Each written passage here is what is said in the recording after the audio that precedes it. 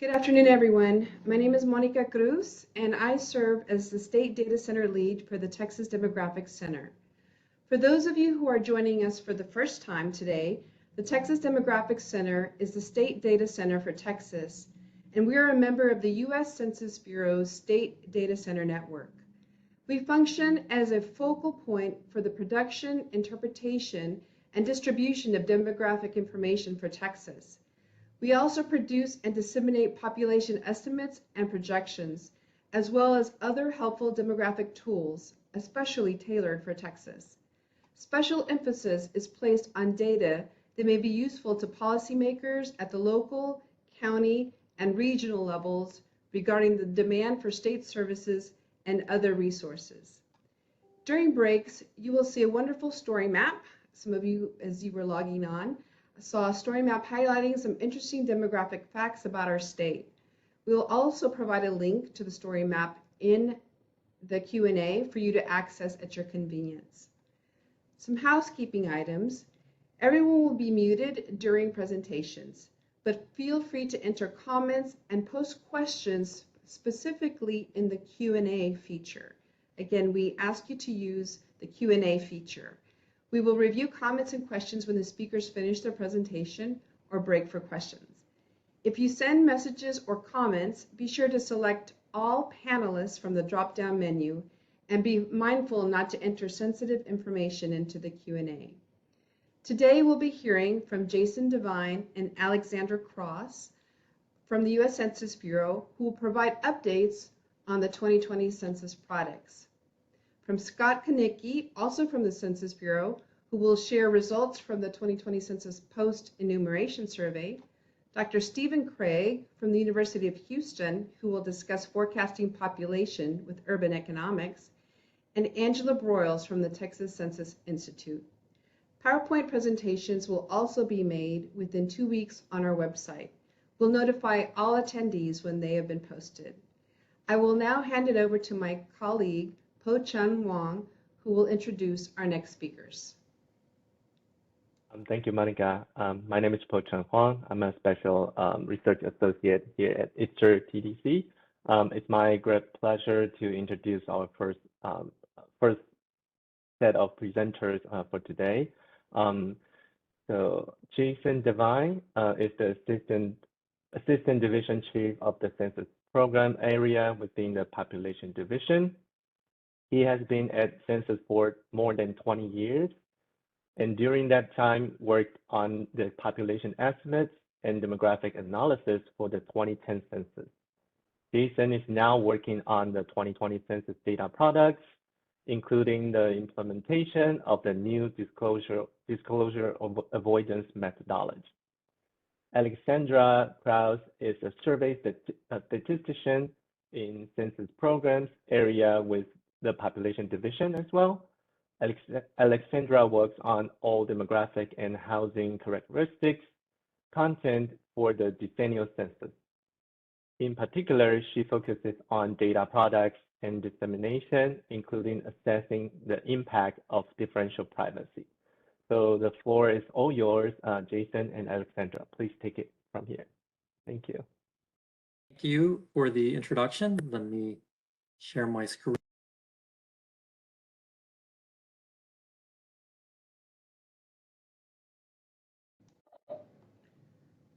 I'm sorry, Jason. I'm not hearing you right now at the moment. There you go. Okay, sorry about that. There you go. Thank you for the introduction. Glad to be back at the Texas State Data Center meeting to present again with my colleague Alexandra Krause on the 2020 census data products. Today we're going to go over and provide an update of the demographic profile, the demographic and housing characteristics file, or the DHC. And Alexandra is going to go over the detailed DHC products.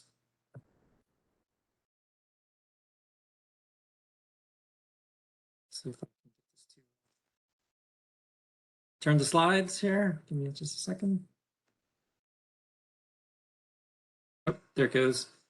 Push the button a few times, so we'll see. Hopefully it doesn't skip twice. Back to it, but we provide this graphic here just to let you see kind of where we are, the status of our work on the 2020 census data products. you look over on the left, you'll see the products that we've already released. We released the apportionment counts, the state level counts, on April of 2021. And we've also released the redistricting file data on August of 2021. And I think some of the data from the redistricting file probably showed up in that slideshow that we were all watching before my presentation started. And then in the center, you'll see where we're focused for our current effort. So our current effort is focused on the demographic and housing characteristics file, or the DHC, the demographic profile, which is more or less a subset of tables from the demographic and housing characteristics file.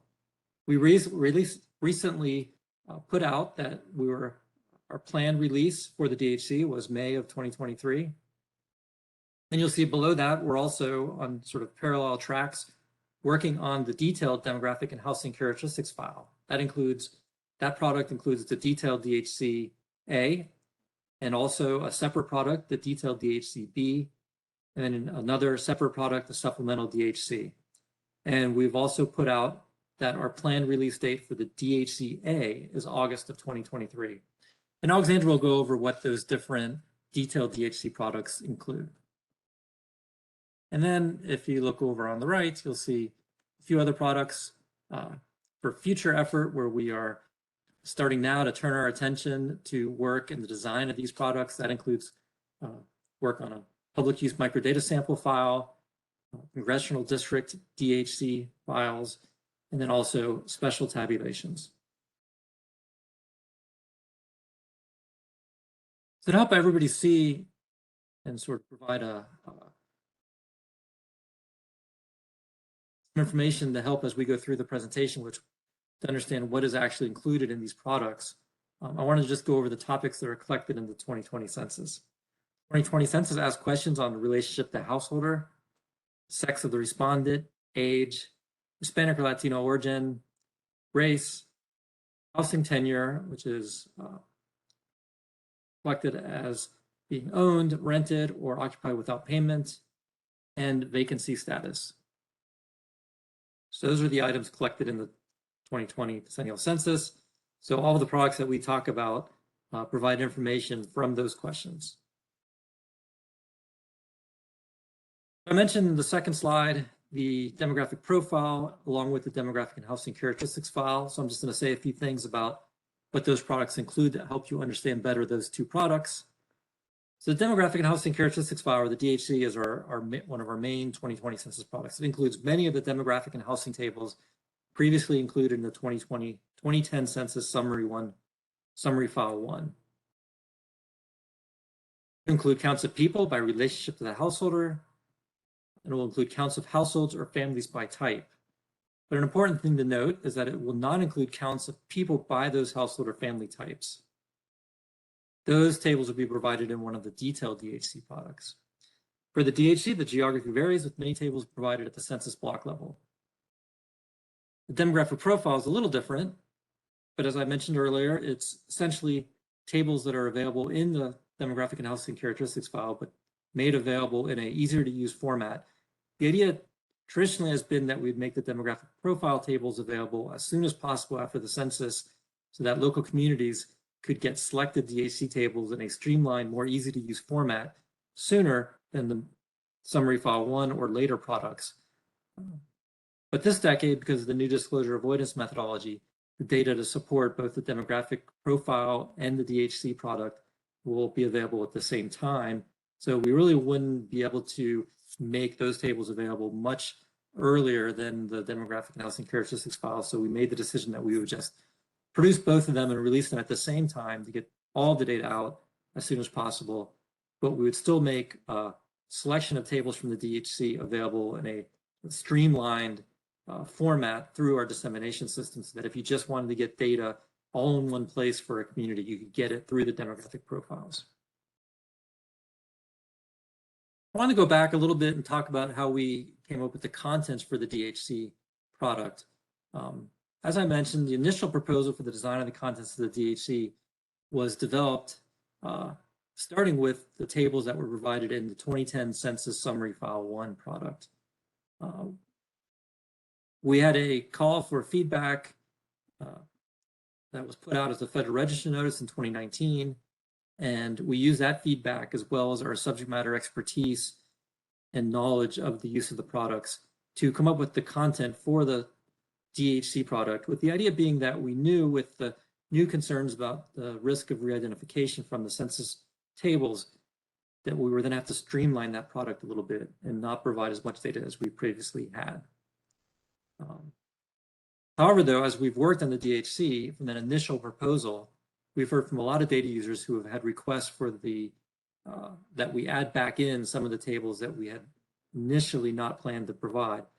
So we've gone through that feedback and we went through the tables that we had left out of the initial design of the DHC. And there's a number of tables that we plan to add back to the DHC. And those tables will be available in the second round DHC demonstration product. And I'll talk a little bit more about the demonstration products as I go through the presentation. So I mentioned those variables that are collected in the census. Well, here are some of the topics that are included in the DHC product.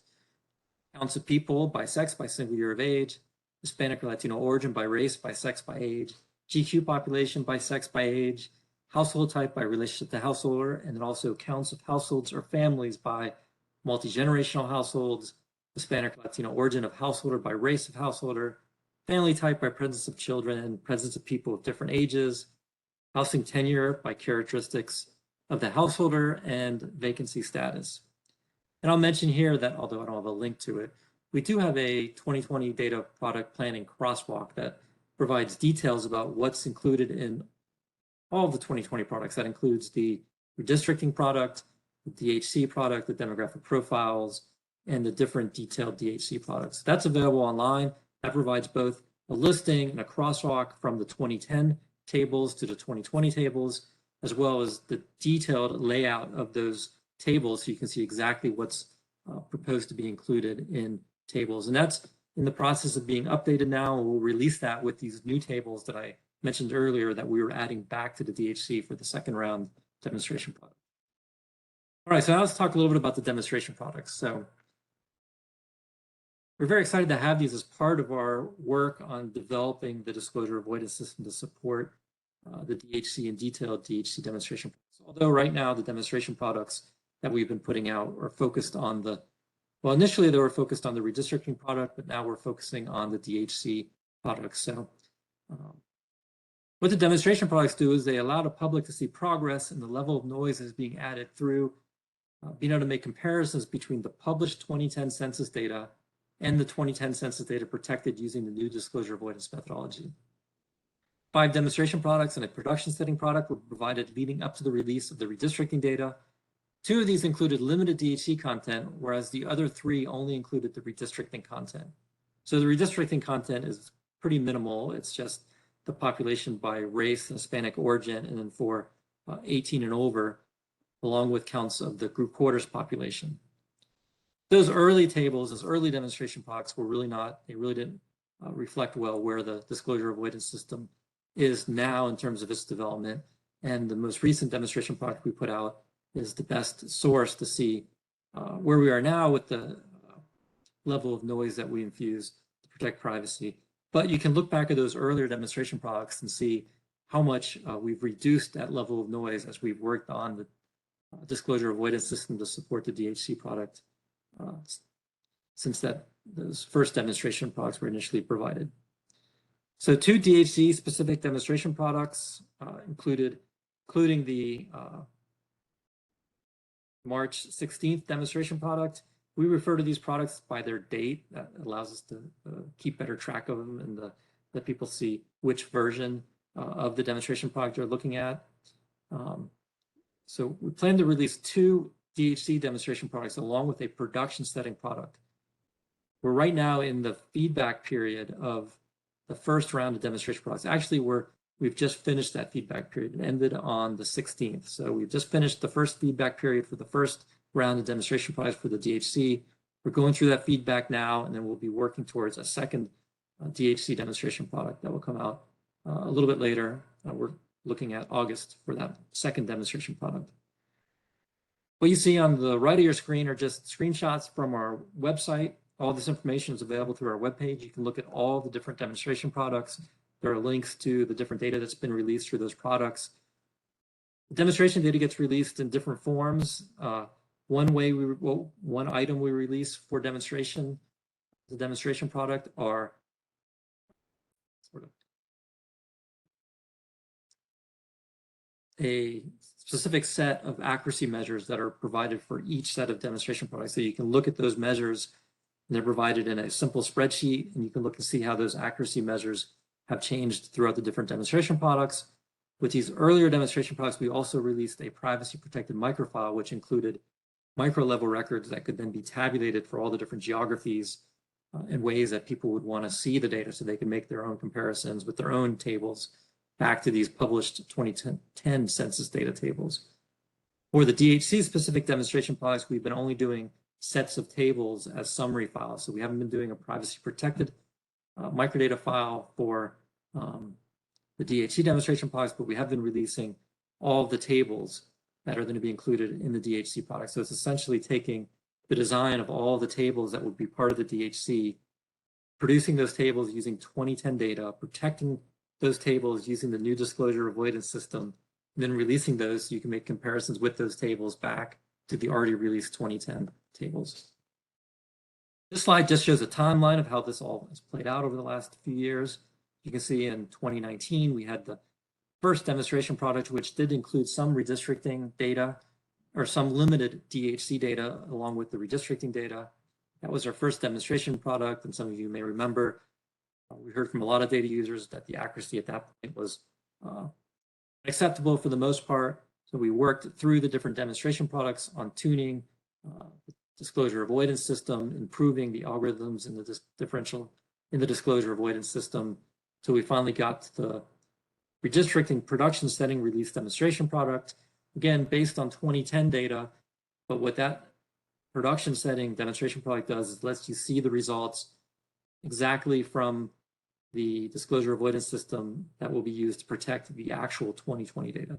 So although you don't get necessarily those measures when the disclosure avoidance is applied to the 2020 data, you do get to see what it looks like from the 2010 data, which is a very good indicator of the accuracy that actually is in the 2020 redistricting data that's released. So you can see on the timeline when we released the redistricting data, then you can see shortly after that, we picked up our work with our first DHC demonstration product. The first DHC demonstration products were split into two sets of summary file products, a person-sourced table product and a housing-sourced table product. And that might not make a lot of sense to you, and I'll say a little bit more about it, but if you have questions about that, we can try and answer. It basically just means the DHC product itself consists of tables that come from two different sets of protected data.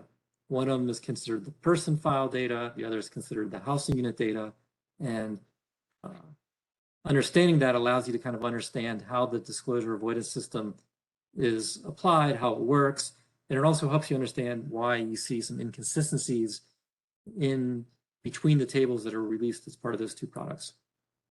So that first person version was released in March, and then the housing version was released in April. And then we plan to do our second round of DHC demonstration products in the summer, later this summer. And that will hopefully include the person and the housing unit summary files together as one product. So let me just go back a little bit and explain how this has worked to get to these demonstration products. We work with our disclosure avoidance science team that develops experimental runs from the disclosure avoidance system using the 2010 census data. That allows us to assess the resulting privacy and accuracy. We then look to see the risk of re-identification from these tables. And then from our analysis, we look at the leading experimental run along with the results from the re-identification study. We discuss those with our Data Stewardship Executive Policy Committee, and then we get approval to release these as a demonstration product. And then the demonstration products are made available to the public for their analysis, and the comments that we receive guide our work going forward on improvements to the disclosure avoidance system. 2 rounds of DHC demonstration products are planned, as I mentioned. There was a person source summary file and a unit source summary file, although we did release accuracy metrics for both of those at the same time, March. And then we released later the unit file. We wanted to give the public 30 days to review both of these So 30 days from the release of the second file, the unit file. Did identify an issue in the unit summary files and corrected it, and we extended the review period, the May 16th, which I mentioned earlier, to account for this, so that initial review period, that first review period of the first round of demonstration product for the DHC closed on May 16th, and we've been going through those comments over the last week or so. And I'll just mention this is a very extensive set of demonstration data. It basically mimics all of the tables that will be released for the 2020 DHC product, includes roughly 113 person file tables, 121 unit file tables, and 50 plus different geographies. So essentially all of the geographies that will be released. We released the final product 2020. We've tried to have outreach and to bring feedback from the comments we received into the development process all along the way on the work on the DHC. Comments received on the redistricting data demonstration product informed the tuning of the privacy loss and the setting of the privacy loss budget for that product. Then we had another comment period that was focused on the contents of the DHC and detailed DHC. We got over 400 comments during that period. We felt like from those comments and from our review of the DHC contents, most of the use cases that we heard that required basic demographic and housing information were being broadly met by the tables that were proposed. But as I mentioned, from our analysis, we found that adding some tables back into the DHC would allow us to better meet the needs of a wider group of data users. So we are doing that for the second round demonstration product.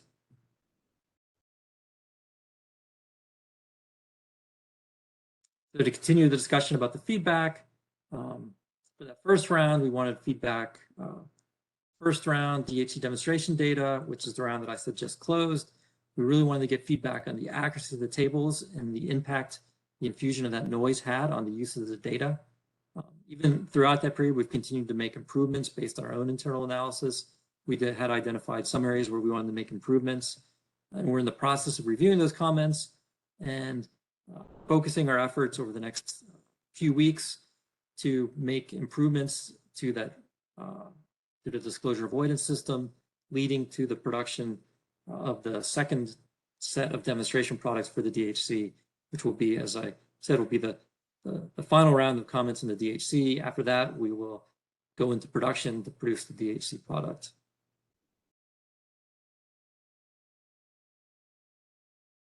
So for those of you who are, some of you have already been doing this, you've already been doing your own comparisons to see the results and to see the impact of disclosure avoidance. Some of you haven't. If you haven't, you want to get on the second round of demonstration products for the DHC. There are two ways where you can do this. You can use the detailed summary metrics, which provide measures of accuracy, bias, and outliers based on tabulated quantities at various geographic levels. And these basically stay the same throughout all the different demonstration products. Or you can do your own tabulations and produce maps or other ways that you might want to compare values from the demonstration product to the published 2010 data. There's some pros and cons for each. The detailed summary metrics are very easy to use. They provide accuracy measures that those who've worked with population estimates are very familiar with, such as mean absolute error, mean absolute percent error, and mean algebraic percent error measures like that. It's essentially provided in a Excel spreadsheet, so it's very easy just to open up and look at the tables, to sort of look at and see the level of noise that's added for different types of geographies for different tables that are part of the DHC. Problem is, though, it doesn't include all the tables, so there might not be, if you're interested in a specific table, you might not find it in the metrics. One of the things that we found is that these measures that we're used to using as demographers, if you apply them the same way we're used to, it can be very misleading with this particular application, because with the application of disclosure avoidance for a lot of the cells that are available in the products that we're producing in the DHC, there's a lot of cells with very small values or even zero. And depending on how you account for those, it can really sort of make it seem like the percent error is inflated, whereas the mean absolute error, the numeric error, is still really small across all the different cells. Tabulations of maps. This allows you to directly tabulate variables of interest, compare them to the published 2010 tables. I won't go through the pros and cons, but I think the main con is that it's a little more complicated. Working with the summary files, it takes a few steps to get to the point where you have data that you can use. make those comparisons, but some people externally have helped you out a little bit by already producing some of these tables that allow you to make these comparisons. Makes it a lot easier for you to make these comparisons. I don't have the link, but the people who work on IPMs have done a lot of work to produce tables that are in a much easier to use format than the summary file tables. All right, so that takes me to the conclusion of my portion. I'm going to stop sharing, and I'm going to Alexandra a presenter, and she will take over for the rest of this session, and I'll come back at the end for questions. Great, excellent. Can you hear me and see my screen? Yes. Excellent. Okay. So I'm going to provide an update on the detailed DHC-A, detailed DHC-B, and the supplemental DHC. First, I'm going to provide some background. So these data product names might be new to you.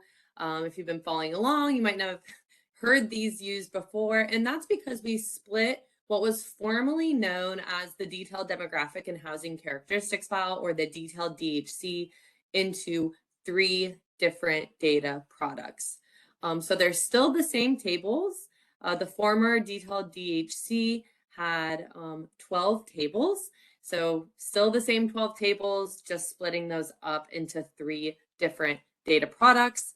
And that's because each has a different algorithm. There's also differing developmental timelines. And we also received data user feedback about splitting these data products as well. The tables that were proposed for each data product were based on stakeholder feedback, review of table access rates, subject matter expert knowledge, and keeping in mind that accuracy and confidentiality balance.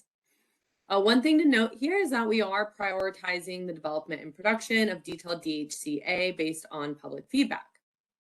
But before diving into these 3 data products, I'm going to compare these compared to the data products that Jason just talked about, because there are important differences.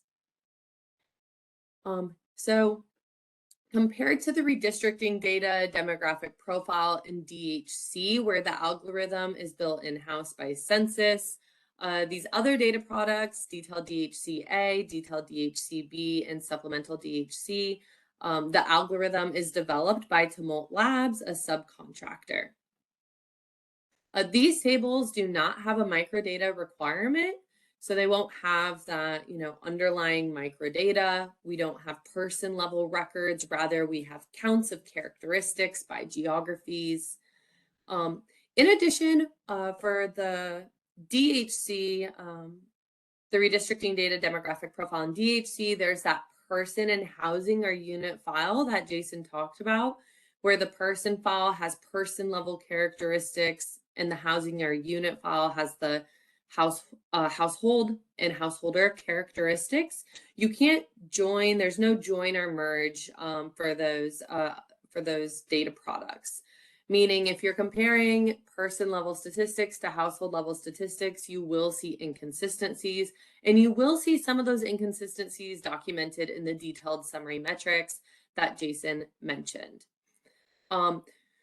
For the supplemental DHC, these tables do have the person and household join or merge, meaning you get the counts of people in households, which I'll talk about in a little bit. But for these data products that I'm talking about today, there's no consistency within the data product. So, for example, if you sum up all the data for states, it would not equal the national count. And so if you want to get a national count, you would want to just go to that national geography and grab the count there rather than summing up all the states. The same thing applies for population. So for example, if you're trying to get a regional race group, you wouldn't want to add up all the detailed groups because it's gonna be less accurate than just going to get that regional group. And then in addition, there's no consistency across data products. So again, if you, if you add up all those detailed race groups to get the major race category, it's not going to match that, what was in the DHC.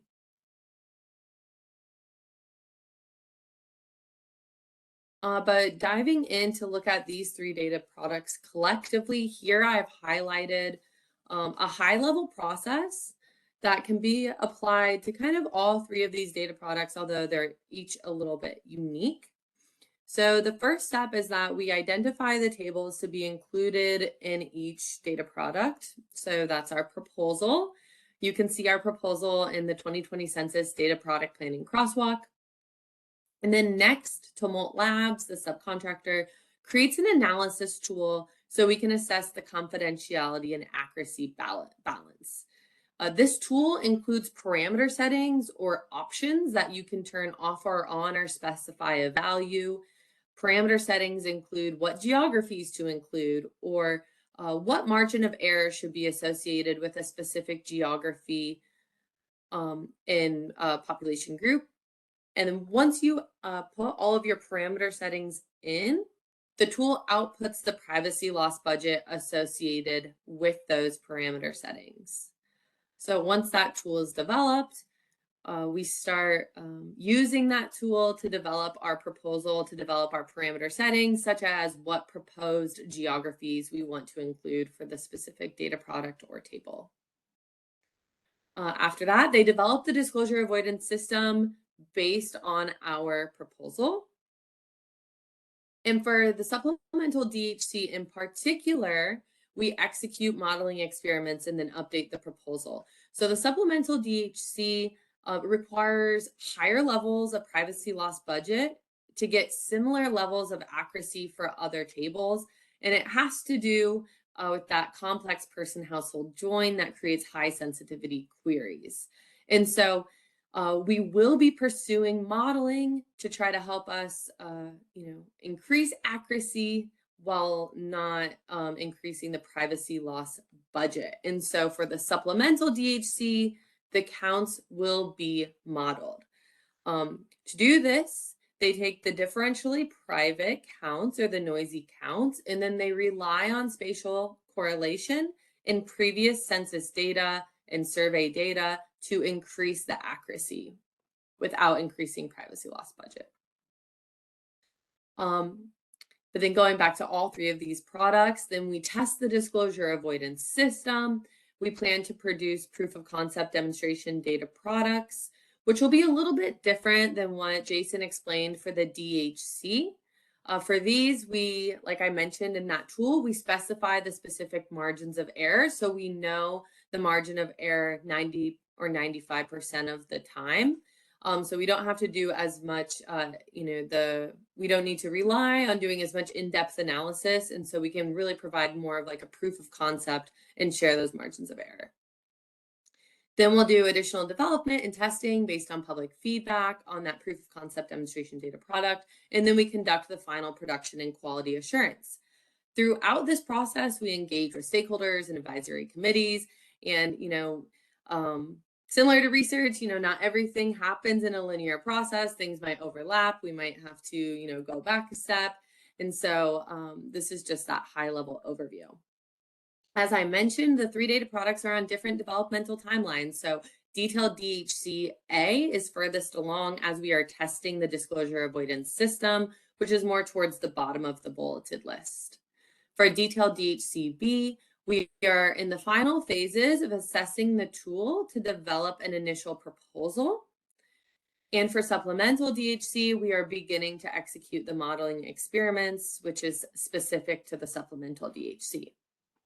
So now I want to dive in a little bit deeper for each data product specifically. So the detailed DHC A includes two tables, total population and sex by age for selected age categories. These two tables are repeated or iterated by approximately 370 detailed race and ethnic groups and 1,200 detailed American Indian and Alaska Native tribe and village populations.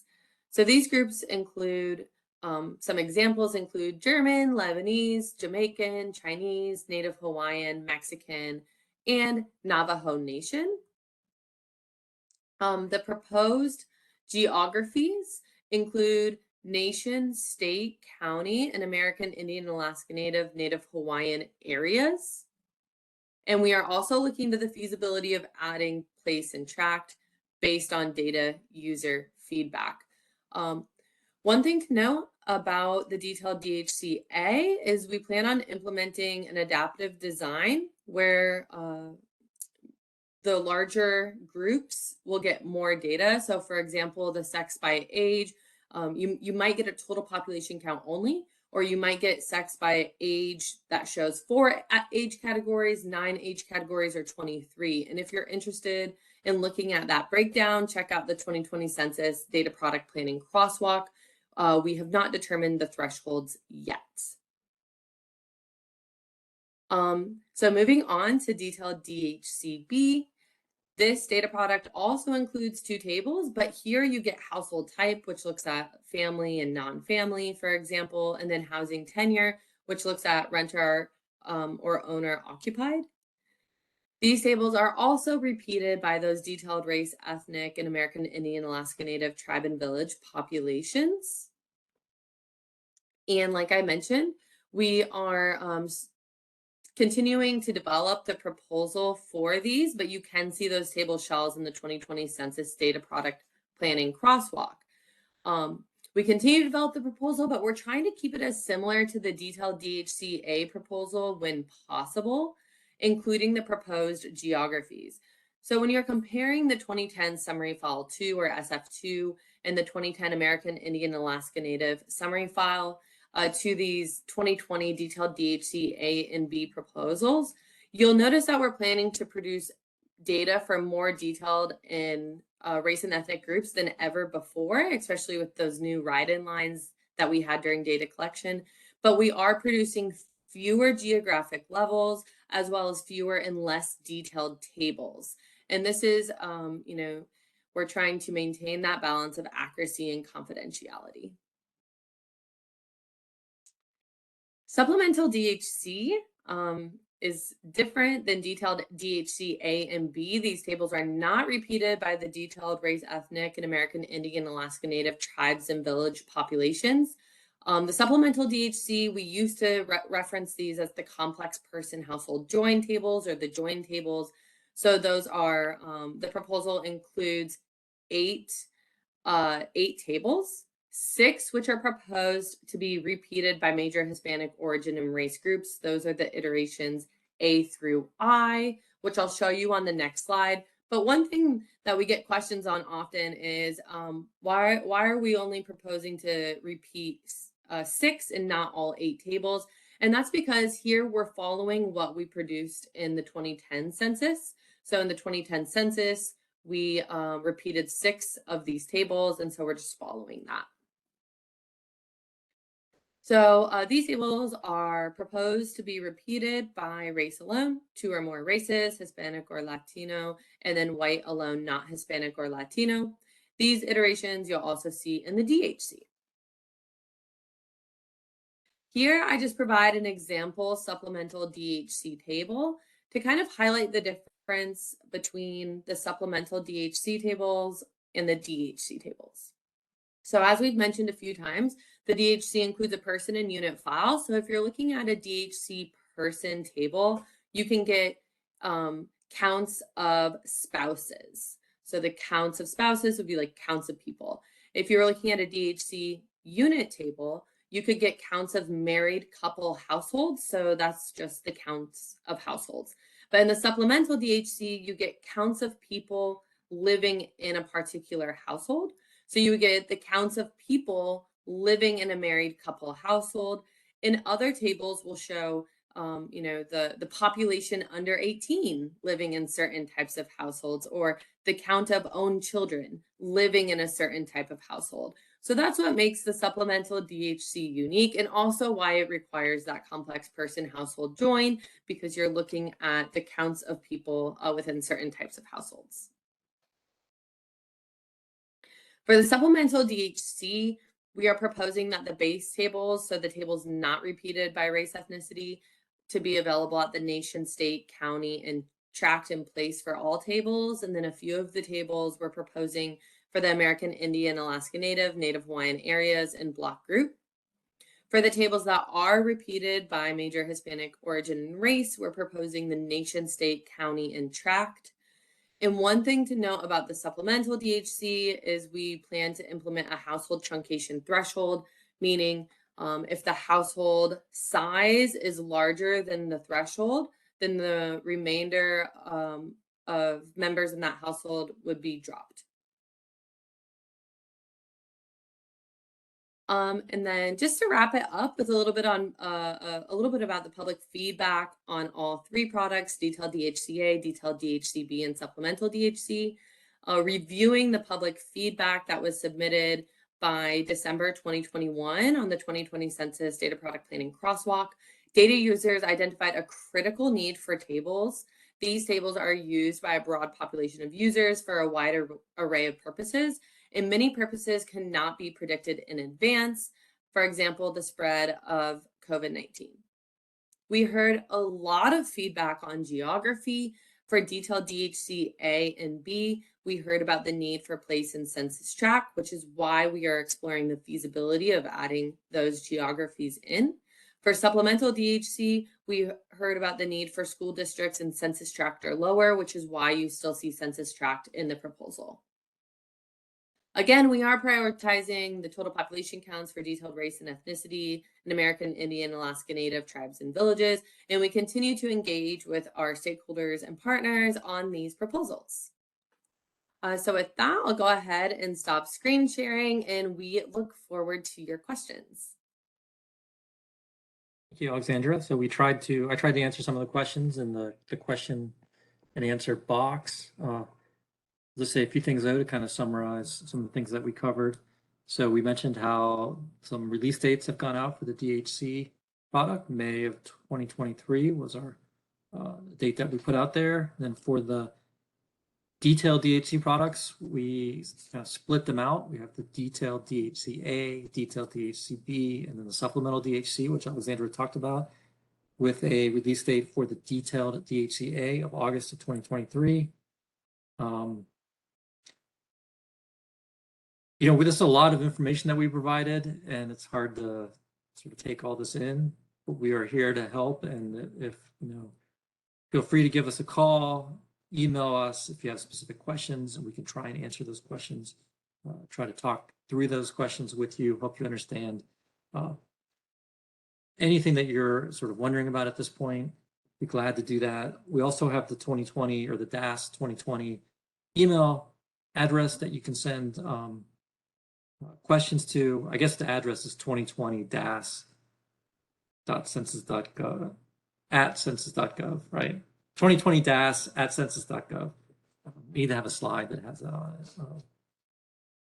And right now we're in this period of getting feedback, well, finishing this first period of feedback on the first round DHC demonstration product. Some of the things we heard from people who provided feedback, like to see a little more accuracy for the age detail, like a little more accuracy for some of the house unit tables, a reduction in some of those inconsistencies that you see when you compare data from the unit file and the person file. And this might show up as at lower levels of geography if you're looking at the counts of the population by a particular race and then counts of head of the household by a particular race. You might see cases where you have fewer people that heads of households or something like that, low levels of geography, as well as some tables we're zeroing in on in the unit file where we'd like to see some improvements. So and we're still going through that feedback. We're still trying to dig into a lot of the analysis. We received some really good kind of in-depth analysis of the differences, and people report back on how that's impacting their use of the data.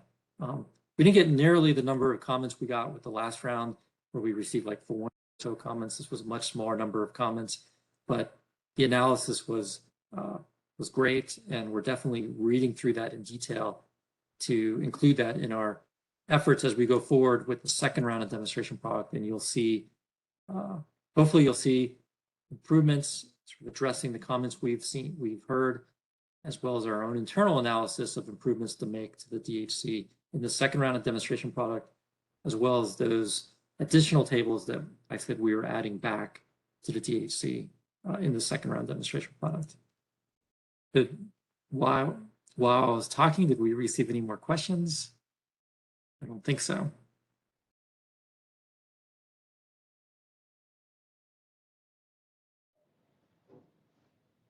So Monica, I'll let you facilitate the remainder of our session.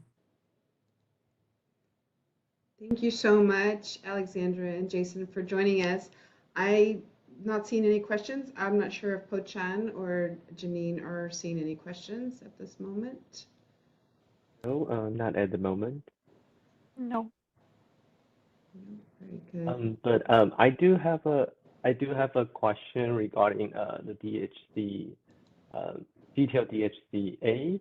So I saw there is a table about the average household size, and so it's actually two questions. So first, what is the kind of the geography level for that? And then because I'm working on some of the projects that need average household size at a kind of more granular level. So the first question is, what is the geography level?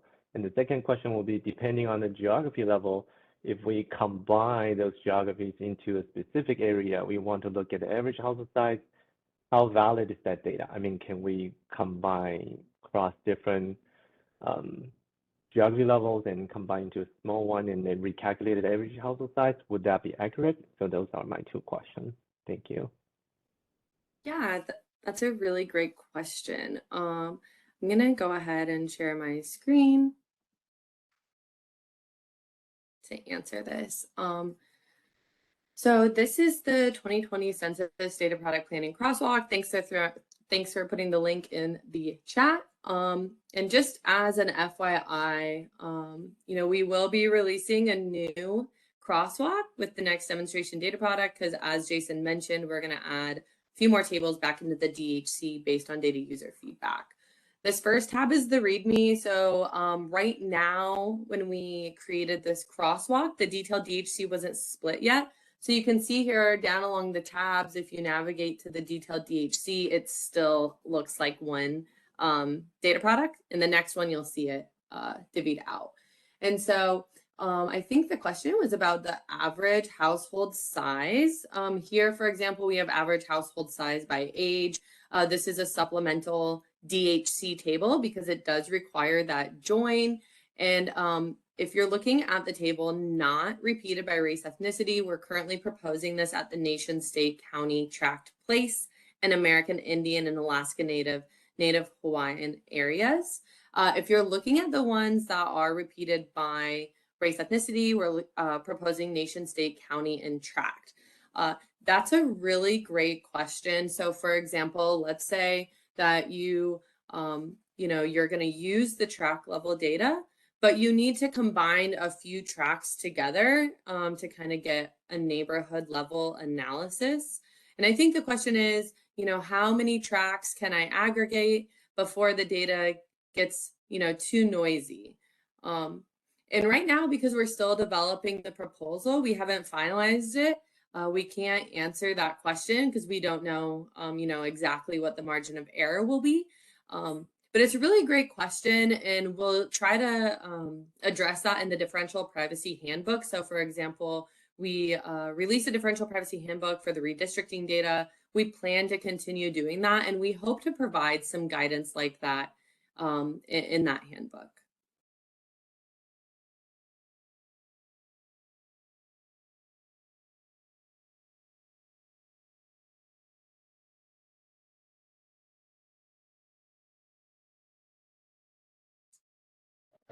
Thank you very much for answering that question. Do we have any more questions from the audience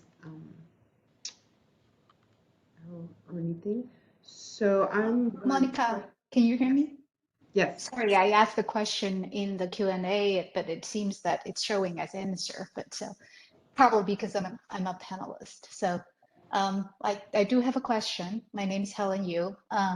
So thank you for answering some of these already. I was going to ask whether you have the final crosswalk of the table. So you answered that question. You're still kind of working on that. The other question is, you did mention that you were going to have margin of errors for all the numbers. Do you plan, I mean, I understood that as when you doing the analysis, that helps you to evaluate. Do you plan to put that out to the public when you release the final data? Are we going to see the margin of errors for in your final product, or is it going to be similar to the redistricting data? You're just going to provide a general handbook for the users. Thank you. And thank you for the question. And Sarah, I missed your question in the Q&A window, as does show up as an answer, but I see it now. That's a good question, and I don't want to go into too much detail about it because it's not really the area that I've been working on. But just for everybody's sort of understanding of it, the demonstration data and that final production settings demonstration product lets you see the difference from the 2010 based data, right? So we're applying disclosures 2010 data and letting you compare that to the published 2010 data. Because one of the questions I asked about, it's not really a perfect analysis because the published 2010 data includes some differences from swapping, but still, it's a pretty good source for understanding those differences. One of the things that we do in our review when we do get to the production part of this is we will look to make sure, and this same thing occurred with the redistricting product, to look to see if the results we're getting from the production setting from the 2010 data are consistent with the application of the disclosure avoidance on the actual 2020 data. We don't want to have something go, be quite a bit different in the application because you're working with 2020 data rather than the 2010 data. So we want to look to make sure that those differences that we were seeing from the initial data is consistent with the differences we see when it's actually applied to the 2020 data. Whether that will get released as actual margins of error, I don't know. Something that we're talking about, but I think Alexandra just let me know that I think your question was focused more on the detailed DHC products, but maybe I answered some other people's questions by going down that path for the DHC, but I'll let Alexandra say a few things about the detailed products and how that will be handled. I'm glad you talked about the DHC because that's really, kind of like an important difference. For DHC, it's much different than the detailed DHCA, detailed DHCB, and the supplemental DHC, because for the data products that I talked about, it's part of the tool where we specify margins of error. And then based on those margins of error, the tool provides the privacy loss budget associated with it. So then when we, when we develop the disclosure avoidance system and we review the data, we're just making sure that those margins of error are in line with our proposal. So we're hoping for those products to include the margin of error with the proof of concept demonstration data products, but that's not finalized. But that is something that's really useful to see, kind of as, this is our proposal and this is what the data should be looking like, 90 or 95% of the time. But DHC is much different. So I'm glad you touched on that. Thank you very much, Alexandra and Jason.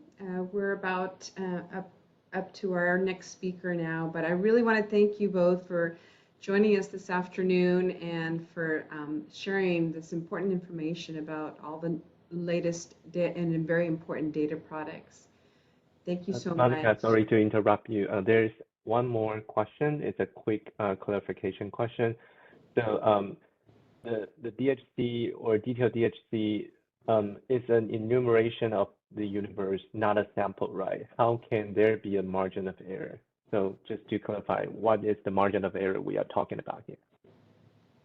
Yeah, that's a really great question. When we're talking about margin of error, we're talking about when differential privacy is applied to the data, they're adding noise, and that noise can be positive or negative. So when we're talking about margin of error, we're talking about how much noise are we adding to these counts and tabulations. The reason why we would add noise is to make sure that we're protecting confidentiality. but we don't want to add too much noise where the data are too inaccurate to use. And that's what we talk about when we're talking about maintaining that confidentiality and accuracy balance of adding enough noise for the data to be protected, but not too much that they're unusable. And I think I'll just add to that. I think one way to think about it is because the noise that's being added follows a distribution, you can kind of take this idea of a margin of error from a sample, and you can kind of take that concept and get something that's sort of like a margin of error, and use that to talk about the average error that you'd expect to see for a particular geography or table or other measure. Thank you for answering that. Well, thank you for giving us the opportunity to talk to you today. We really appreciate it. And use that email address or reach out to us if you have additional questions. Thank you. Thanks again. And anyone in our audience who wants to learn more about this or get more information, feel free to reach out to us as well. And we'll make sure to get you connected to the right folks at the Census Bureau or attempt in any way to answer those questions. Thank you both very much. We're going to transition to our next speaker at this time. We have Scott Konicki from the U.S. Census Bureau who will be presenting next, and our director, Dr. Lloyd Potter, will be doing that introduction. So, good afternoon, and I also again want to thank Jason and Alexandra, and actually I'll be thanking Scott here shortly. I mean, the Census Bureau's staff are extremely busy, and for them to take the time to prep and to come and deliver to us is certainly, something that's added to their plate. But the other thing is, which you probably picked up from both Jason and Alexandra, I mean, almost everybody I've interfaced with at the Census Bureau is an expert on the stuff they do, and they really know it well, and are also very interested in communicating that, which is why I think they've been able to find the time to come and work with us and present to us.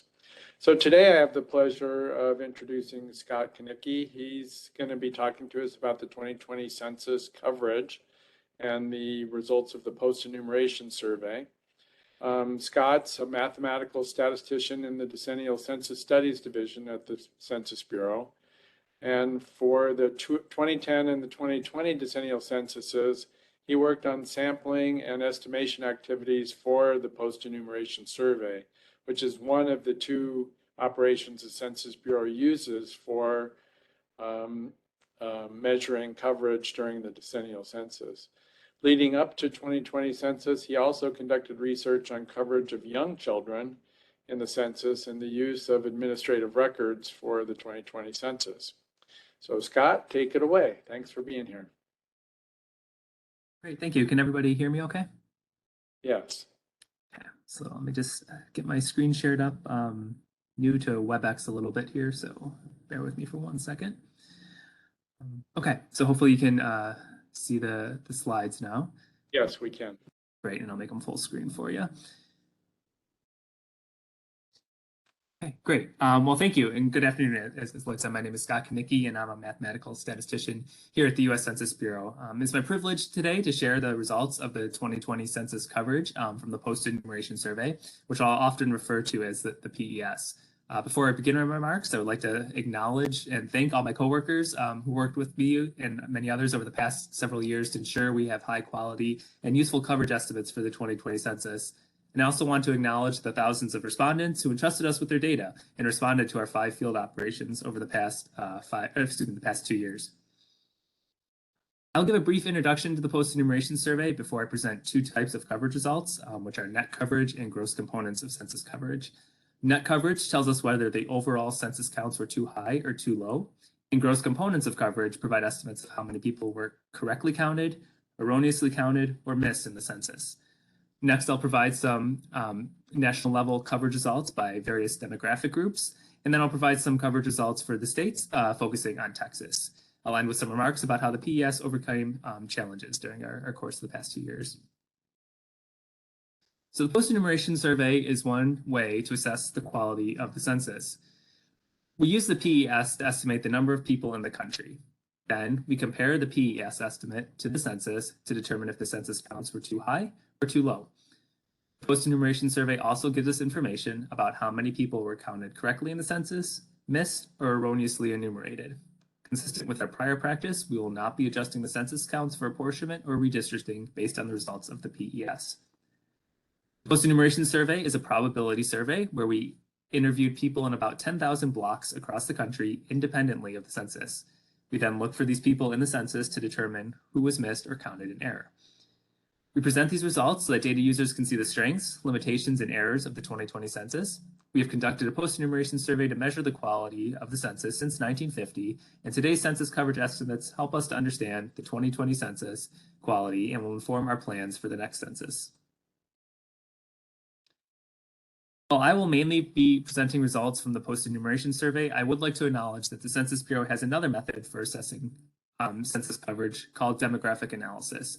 Demographic analysis uses current and historical vital records for births and deaths, data on international migration, and Medicare records to come up with an estimate of the population size. Although both demographic analysis and the PES provide independent estimates of the population, they differ by who is in scope. One of the primary differences is that the post-enumeration survey excludes people living in remote Alaska areas as well as group quarters, such as college dorms, nursing homes, prisons, while demographic analysis includes both these groups. In this slide, we see the 2020 census counts for the demographic analysis in the PES universes. The bottom row of the table shows the estimated population size from DA and the PES. So the post-enumeration survey and demographic analysis define net coverage error the same way. In the past, the PES only reported the undercount, so the sign of the coverage estimates from previous post-enumeration surveys have the reverse sign of I will report in a moment. The key thing to note is that when I show a negative number, it means the census count was too low, an undercount, and a positive number means the census count was too high, an overcount. And a number close to 0 means the census count was about right. So this chart shows the 2020 census count, again, excluding people living in group quarters in remote Alaska, which was about 323.2 million people. The PES estimated that the population really had 323.9 million people, as we see in the bar on the far right. The two bars look like they're about the same height, and in fact, statistically, we can't say with confidence whether there was an overall undercount or overcount at the national level. This graph shows the estimated net coverage error of the past 4 censuses. The vertical lines or towers at the end of each bar show the 90% margin of error for the estimates. If the vertical line touches 0, we can't confidently claim there was an undercount or an overcount. The 1990 census undercounted the population, the 2000 census overcounted the population, and for 2010 and 2020, the census did not have a statistically significant overall undercount or overcount. Here we see the net coverage error rates by race and Hispanic origin. Except for the non-Hispanic white alone, all the rows show race alone or in combination. In this and the other tables I show, the 2020 estimates will be out to the right and the earlier estimates will be on the left. People who select more than one race are included in this table for each of the races they selected. This ensures accurate coverage for all who selected any specific race. The 2020 census undercounted many of the same populations groups we have historically undercounted while overcounting others. For the 2020 census, we estimated undercounts for the groups that were Black or African American, American Indian or Alaska Native, some other race, and Hispanic or Latino. Overcounts were estimated for white, non-Hispanic white alone, and Asian populations. For some groups, the undercounts and overcounts by race and Hispanic origin were more pronounced in 2020 than they were in 2010. The rows highlighted in green show the groups for which there was a statistically significant change from 2010. We saw statistically significant changes for the following groups: non-Hispanic white alone, Asian, some other race, and Hispanic or Latino.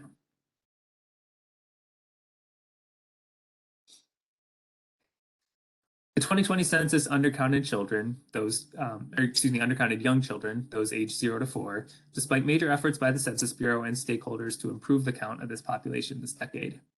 More information about the undercount of young children and how we're addressing the issue moving forward are available in an America Counts blog that was released as part of our March estimates release. The 2020 census undercounted some age-sex groups and overcounted other groups. The 2020 census undercounted male and female young adults, those aged 18 to 29, as well as males between 30 and 49. People over the age of 50 were overcounted in the 2020 census.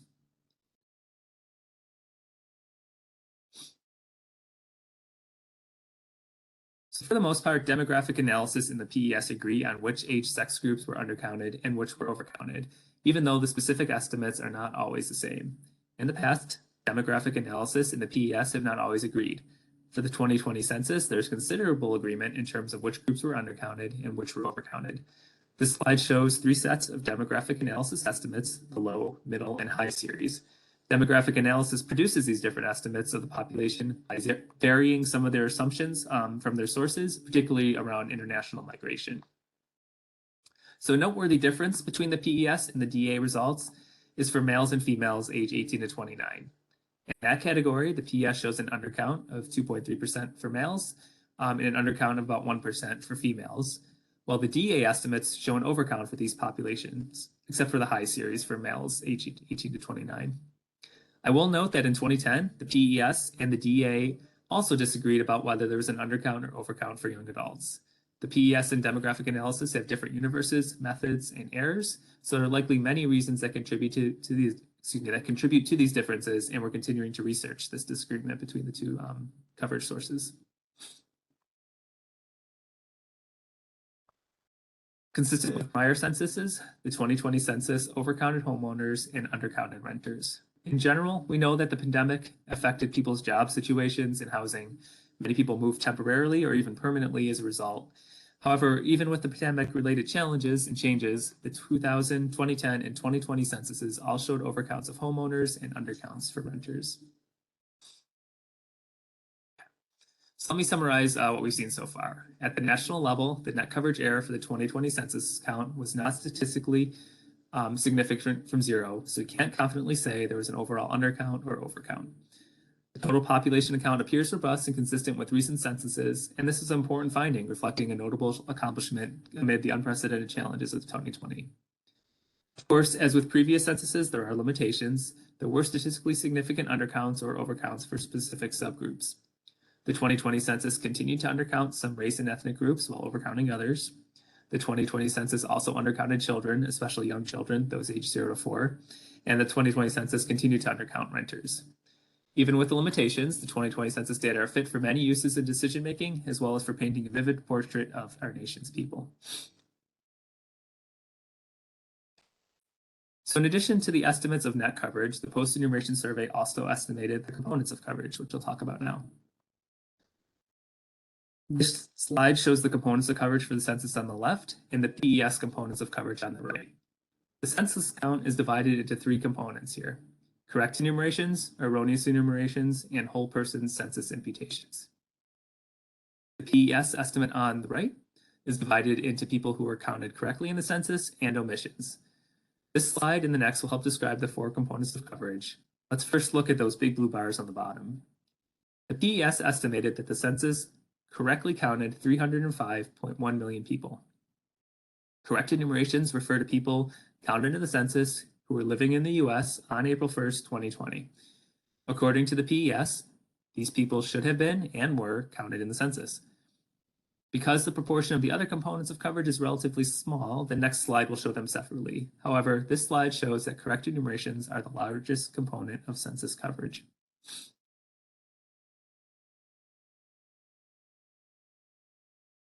There were 7.17 million erroneous enumerations in the 2020 census. Erroneous enumerations include duplicates, as well as people who were counted but should not have been. For example, they may have been born after April 1st, 2020, where April 1st is their reference day, or they may have just been visiting the country. The erroneous enumerations here are shown in red. There were also 10.85 million whole person census imputations.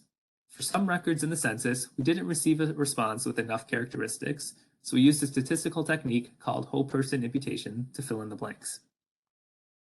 Omissions are people who were in the population, but not counted correctly in the census, and those are shown in green on the right. The PES estimated 18.8 million omissions, but many of them were accounted for in the census as whole person imputations. Let me give you an example to illustrate what I mean when I say this, that some omissions were included in the census count.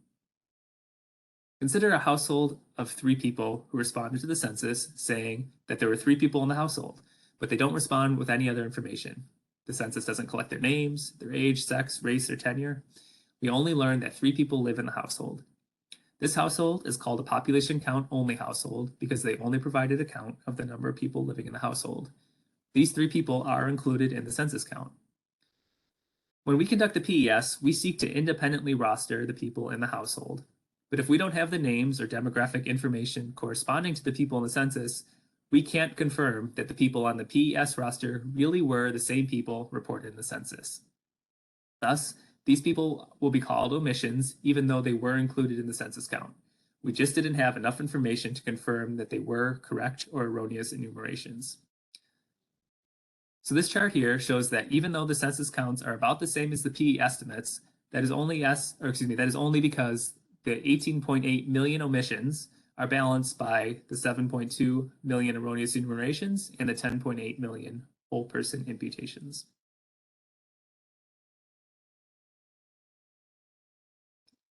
This slide shows the components of census coverage for 2010 and 2020. One noteworthy change from 2010 to 2020 is the decrease in the erroneous enumeration rate. The 2010 census had a duplication rate of 2.8%, whereas the 2020 census duplication rate was 1.6%. While reviewing the 2020 census data, the Census Bureau determined that there was a need for an additional round of unduplication because of pandemic-related migration. This effort certainly contributed to a decrease in the number of duplicates and erroneous enumerations in the 2020 census.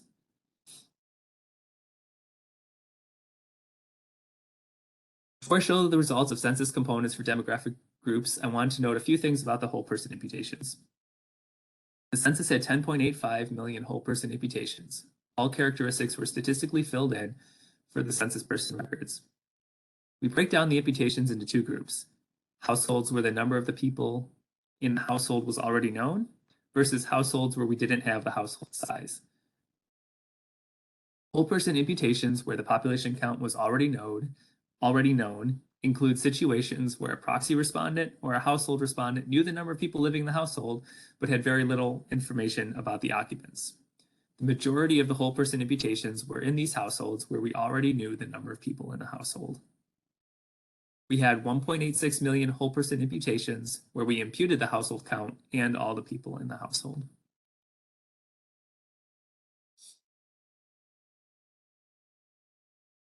Here we see the components of census coverage by race and Hispanic origin. As we already saw, correct enumerations are the largest component of census coverage. This graph just shows the components of error, but I want to remind people that the correct enumerations are the largest portion of the census count. Erroneous enumerations are split into 2 groups: the duplicates, shown in red, and other erroneous enumerations in orange. Remember, those are people who might have been born after Census Day or were just visiting the country.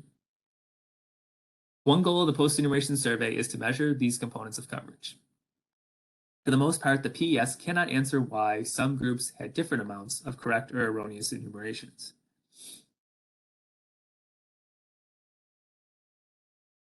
Here we see the components of census coverage for the age groups. As the result of the pandemic, many college students and others moved at the beginning of the census reference day, remember April 1st, 2020, and this caused some challenges with counting young adults.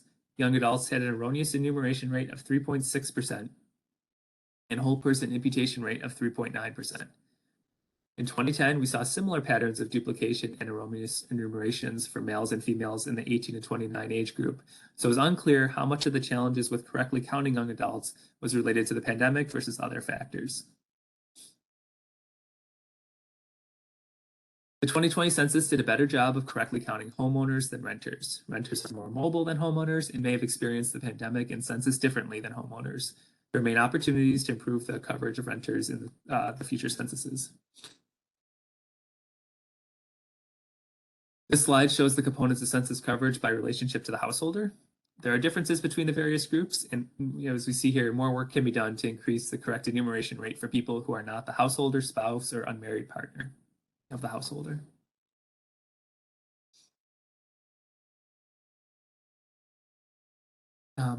As previously mentioned, we divide the population estimate from the PES into people who were correctly counted in the census and omissions. Overall, the omission rate was 5.8%, And recall that omissions are people who were in the population but not correctly counted in the census, and that some of these omissions may have been accounted for in the whole person census imputations. Here we see the omission rates by race and Hispanic origin from 2010 in light blue, and in 2020 omission rates are in dark blue on the right. We clearly see from this graph that omission rates vary by race and ethnicity.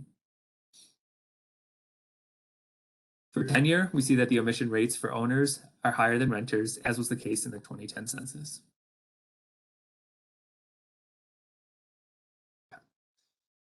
So now I'm going to move over and start talking about some of the coverage results by states, namely which states had an undercount and which had an undercount. And these are results that we just released last week on Thursday. So this is new information here.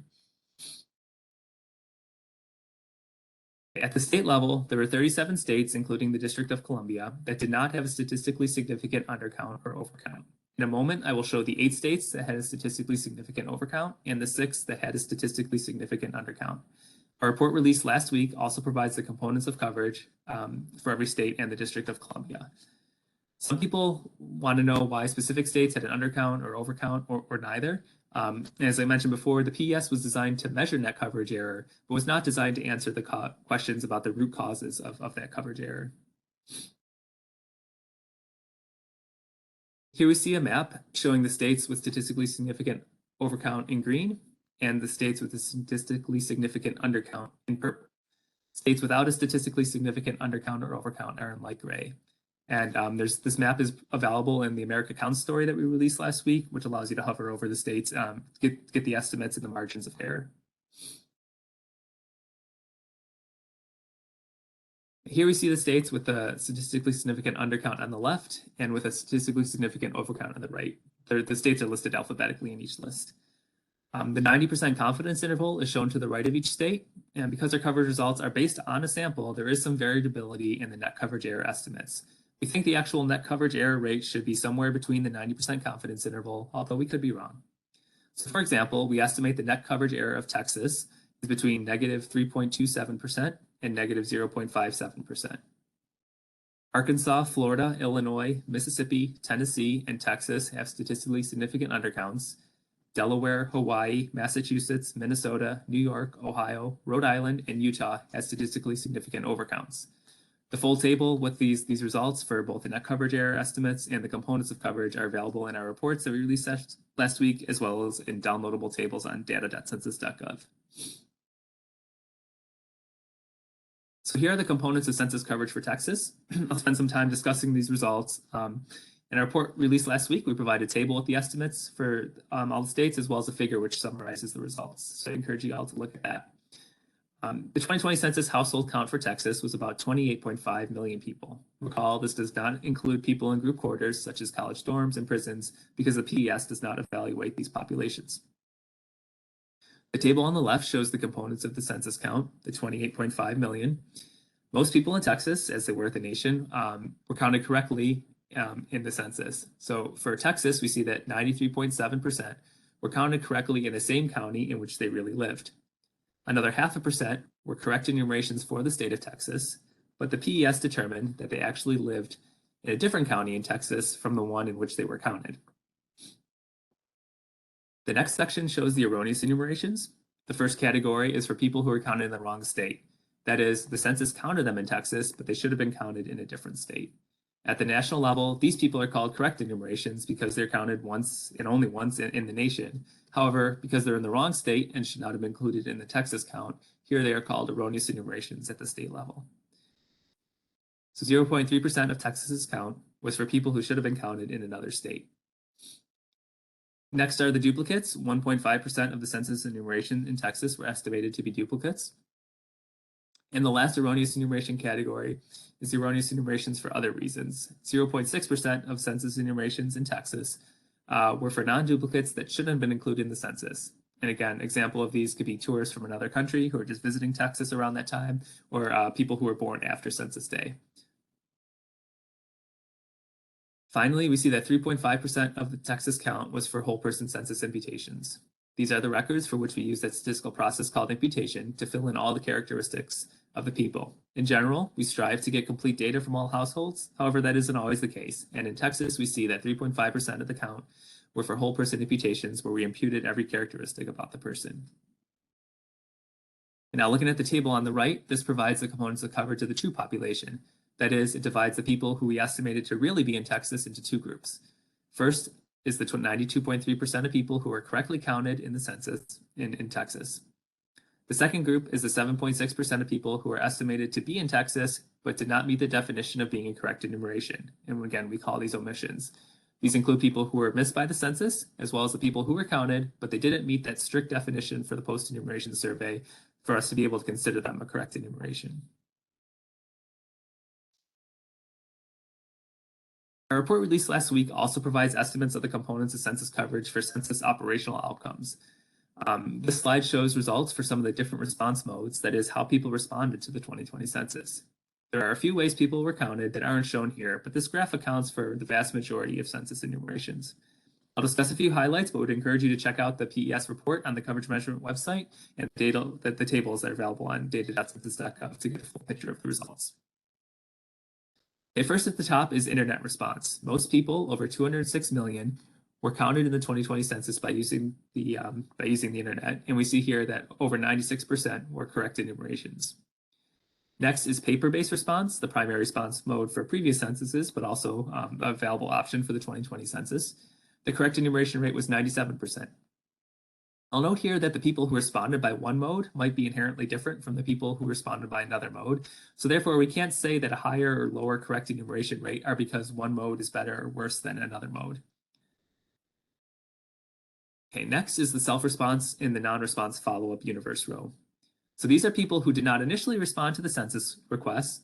So we had planned to send an enumerator out to the door to knock on the door and get a count of the household.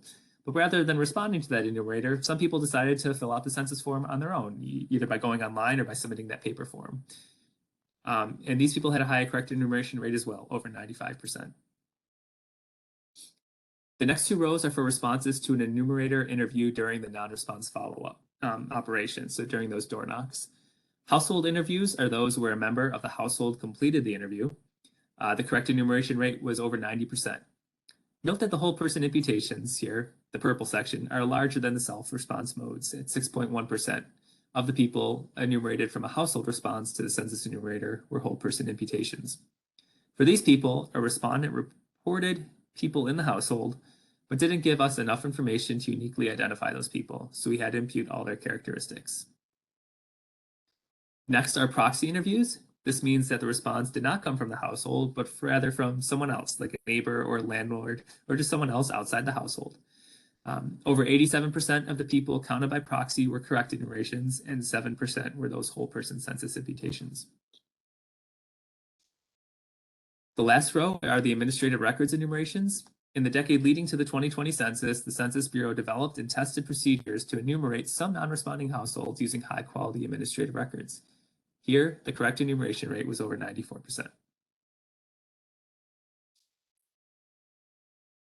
I would like now to turn our attention to the quality of the Post-Enumeration Survey. The 2020 census had many challenges, and so did the PES. No survey is without their challenges, but because of the COVID-19 pandemic, some changes were made to the PES to mitigate some of the effects. Probably the most visible modification was delaying 4 of our 5 field operations. Many surveys doing in-person interviewing in the summer and fall of 2020 suffered from large amounts of non-response. Delaying fieldwork and extending deadlines probably contributed to the PES having higher response rates than many other surveys in the field during the summer and fall of 2020. Nevertheless, delaying the PES schedule also increased the time between the census and the PES interviews. To try to lessen the impact of recall bias, we equipped our staff with calendars to help people more accurately remember back to April 1st, 2020. Many colleges and universities either closed or pivoted to virtual learning in 2020. And this contributed to a major migration of young adults, often back home and into the household population. This migration made it challenging to determine who should be included in the PS and who was out of scope because they should have been counted in a college dorm or other group quarters at the time. Another challenge was related to increased levels of people not answering specific questions, called item non-response. It's hard to conduct the PES matching and follow-up work when characteristics are mixing. On the positive side, we overcame many of these challenges over the past 2 years. We adapted our operations given the changing pandemic environment and continue to implement quality safeguards into all of our field and clerical matching and interview activities. So this concludes my presentation. Thank you for the opportunity to share our coverage results from the 2020 Post-Enumeration Survey. All this information and much more, a whole wealth of information and tables can be found in our reports and also on those downloadable tables on census.gov. So thank you, and at this point, we'd be happy to answer any questions. Thank you, Scott. There are a couple of questions in the Q&A, one from Lila Valencia. Can you say more about why males ages 30 to 49 may have been undercounted? Yes, thank you for that question. Let's go back to the slide that shows that.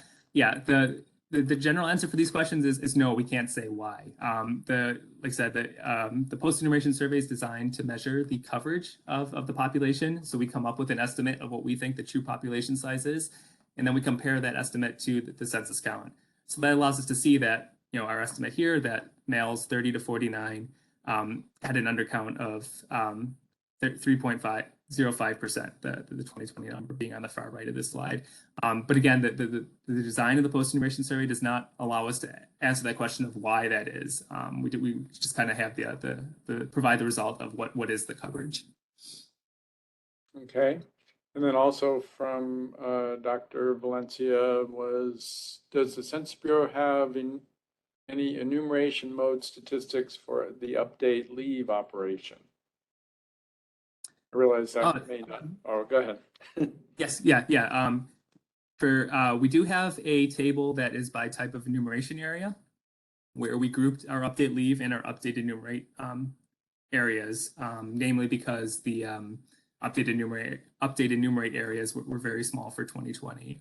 And update enumerate is where we would send someone out to do the updating of the address list, and at the same time would actually conduct the enumeration, as opposed to update leave, where we would update the address list in person and then just leave a questionnaire at the door.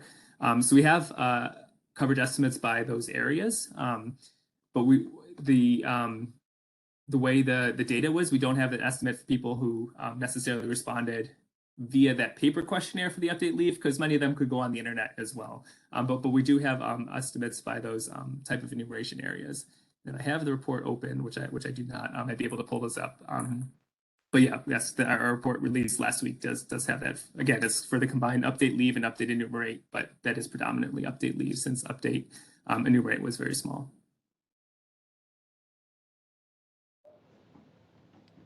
Okay, I don't see any more questions right now, but I've got one. One thing questions that we've been getting, one of them has to do with, if you look at the national level, for the post-enumeration survey, the Bureau was able to break out by race, ethnicity, and so on. Could you talk a little bit about why the Census Bureau isn't able to do that for smaller levels of geography, kind of look at characteristics of the population that may have been undercounted, and that at the state level, it's just an estimate of the under or over count or no difference from zero? Yes, it's a great question. The primary answer is strictly due to sample size. We have designed our sample to be able to provide these state estimates, but to measure the coverage of subgroups within those states or at lower levels of geography, such as counties or cities, we don't have the sample size available to allow us to produce unbiased estimates for those groups. So we're only able to provide those demographic breakdowns at the national level. Okay. Any other questions?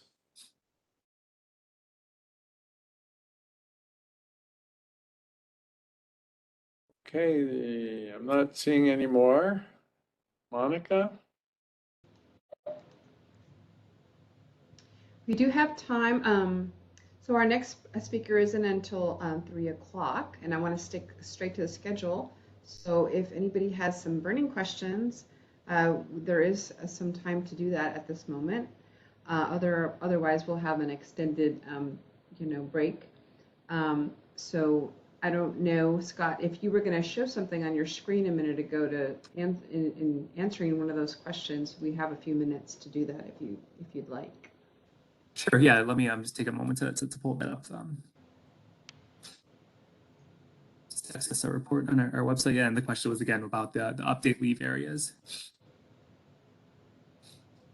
That'd be great. You could also show where folks can find more information about the Sure. Yeah. Let me I'll backtrack and share as I'm doing this here. No problem. Take your time.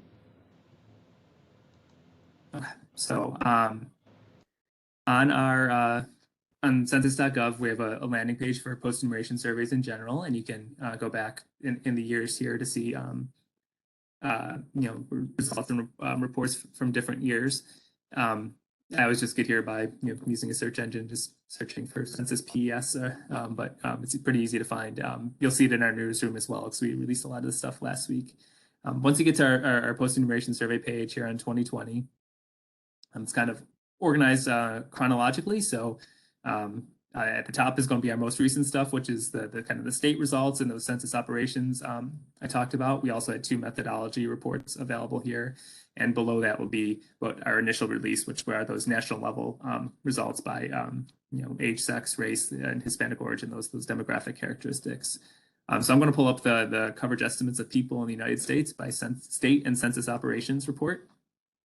And I just had it open, so it kind of defaulted to being halfway down. But here's what the report looks like when you get there.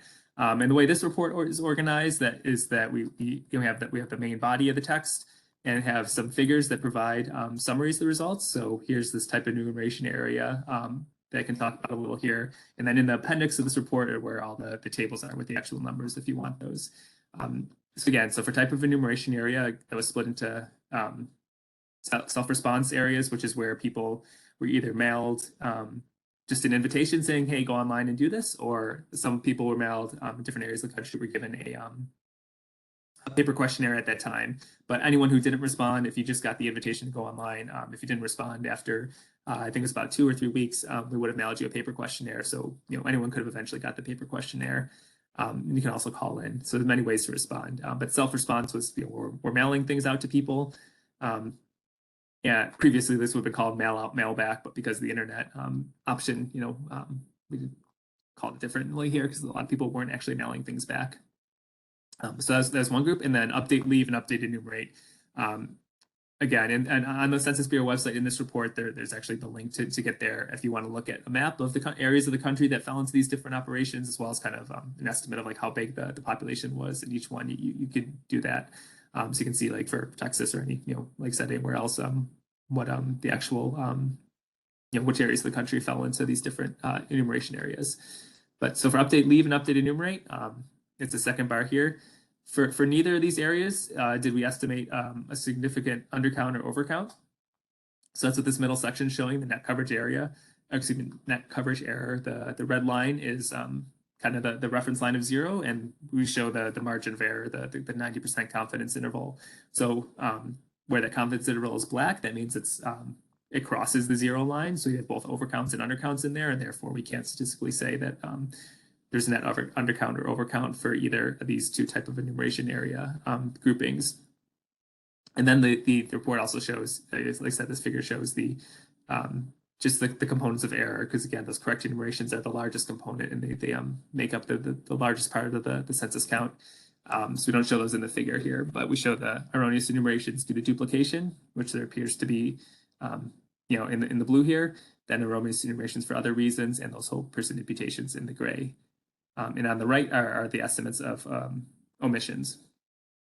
So I'll just go down to the end of the report then. Like I said, all the tables are in the appendix, and so we've got these very large tables for states, and it looks like I'll need to rotate my screen because some of these tables are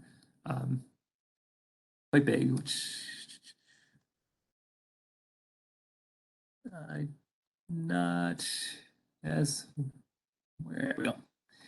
Okay, so here's our table for type of enumeration areas. So we got those two groups, and we provide the census count for, again, the PES universe, which is just the household population count. This will actually provide the numbers. So just for example, on the far right, where we see the net coverage error, we have like for update leave and update enumerate areas, a point estimate of negative 2.58, which would be an undercount, but because there's a larger standard error there, mainly because it's a smaller population, so we had a smaller sample size. We end up that 90% confidence interval crosses 0, so we can't statistically say that there is an undercount in that group.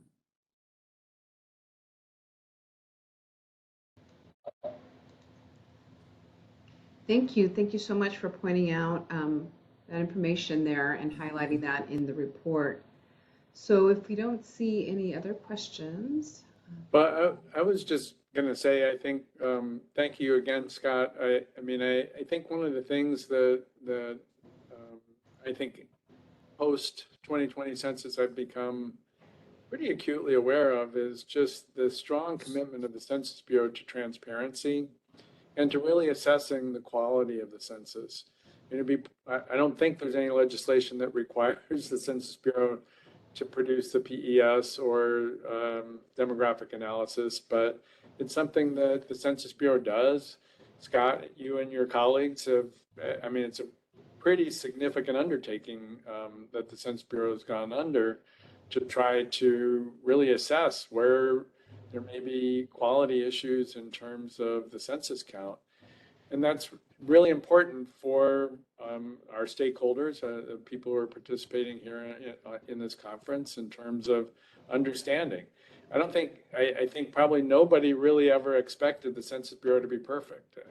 I'm guessing the Census Bureau didn't expect it to be perfect.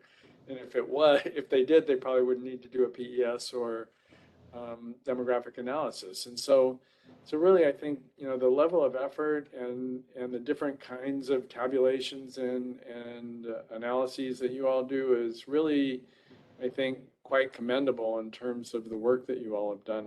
And I for one, am thankful for your efforts in this regard. And I think probably everybody who's a consumer of census data is thankful for it as well.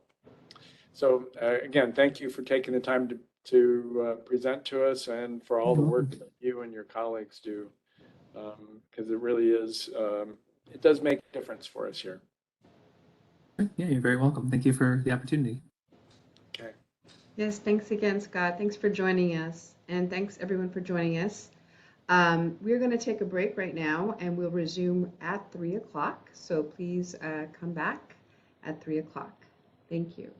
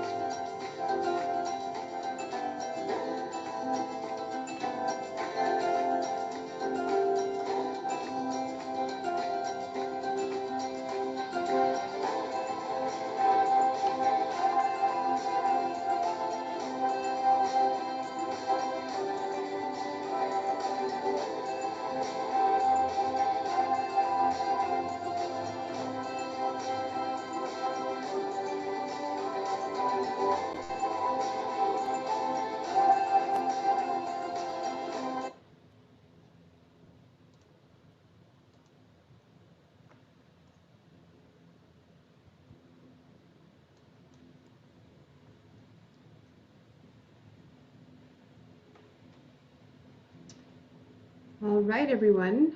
We'll get started here again for our next two speakers. Be starting here shortly.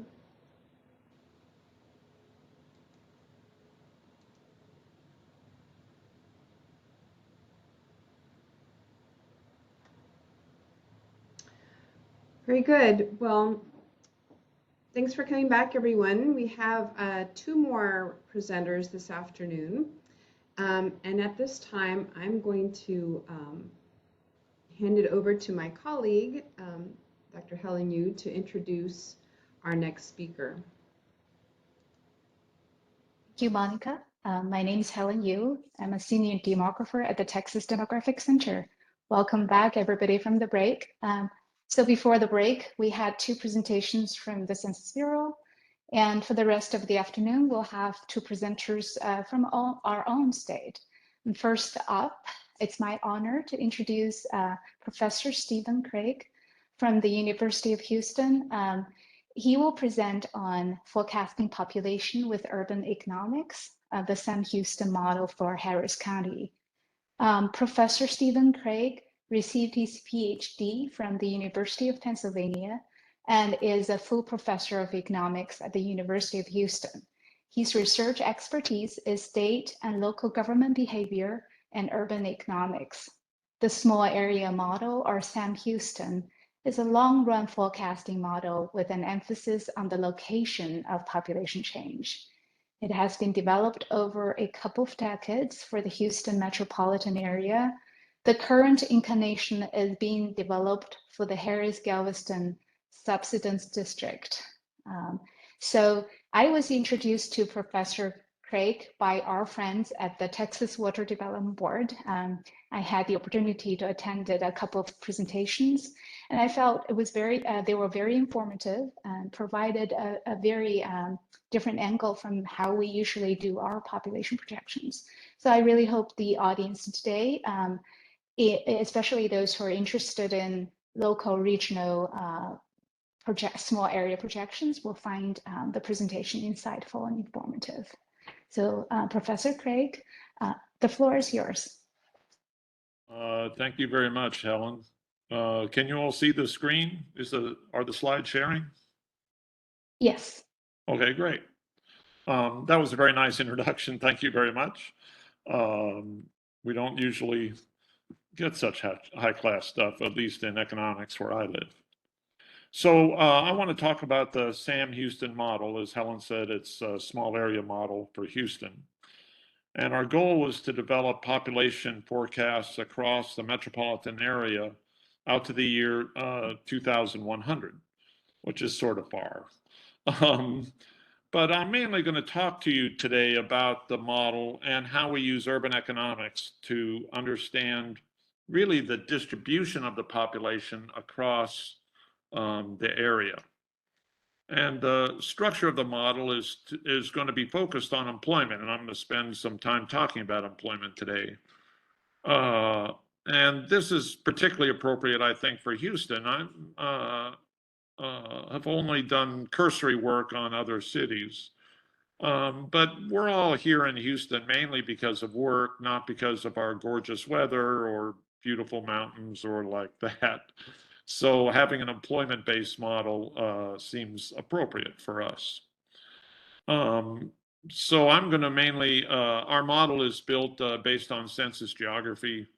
So we've used the census block data to convert between years using the GIS programs, but we're mainly going to focus on census tracts, which is our unit of observation that we're going to forecast toward. I'm just going to take a 1 second time out to talk about the ACS data a little bit, which we were all excited when the Census Bureau, I was about to say proposed, but actually does do the ACS forecast in between years by census tract, which is great. From a forecaster's perspective, though, I guess I wanted to just raise a cautionary flag, which is that traditionally the census forecasts for our area have been farther off than a lot of other areas because migration is such a big part of the population change here. And the ACS forecast for in-between years seem to still, I'm going to say, continue to suffer from that problem. I understand that they're working on it, but I'm going to say it's not all the way complete. Okay, so let me talk a little bit about how employment affects the distribution of population across a city. And the main fact, that economic fact that sort of drives the location of population is that firms want to locate close together. And this is called agglomeration economies in economics. And another way of saying that same sentence is to say that firm profits are higher when firms locate near each other.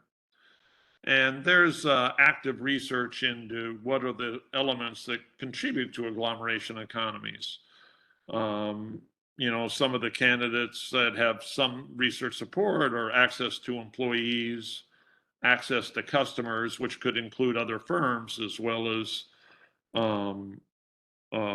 retail customers, some support for transfer of technology, that firms sort of learn from each other when their employees mix. And it's also possible that the concentration of infrastructure contributes to agglomeration economies. Uh-oh.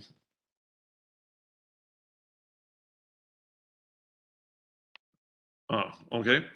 Sorry. The cause of agglomeration economies are not important for our model. What's important is that the firms concentrate together. And when they do that, they bid up the land prices. So they outbid essentially the residents for mainly land in downtown. So the theory that develops from this is all firms would want to be downtown. And then people would want to be near firms because they would want to keep their commuting costs low. And so what that means, so I'm going to talk about downtown as the central business district, or CBD. And of course, the terminology about CBD is changing, but I'm going to hold on to this traditional value for this talk. So the people want to live as close as they can to downtown. Well, what that does is that causes the price of land farther from downtown to be cheaper than land closer to downtown because of the transport costs. And the transport costs are not just the physical transportation, but also time. So the result of that process is a density function.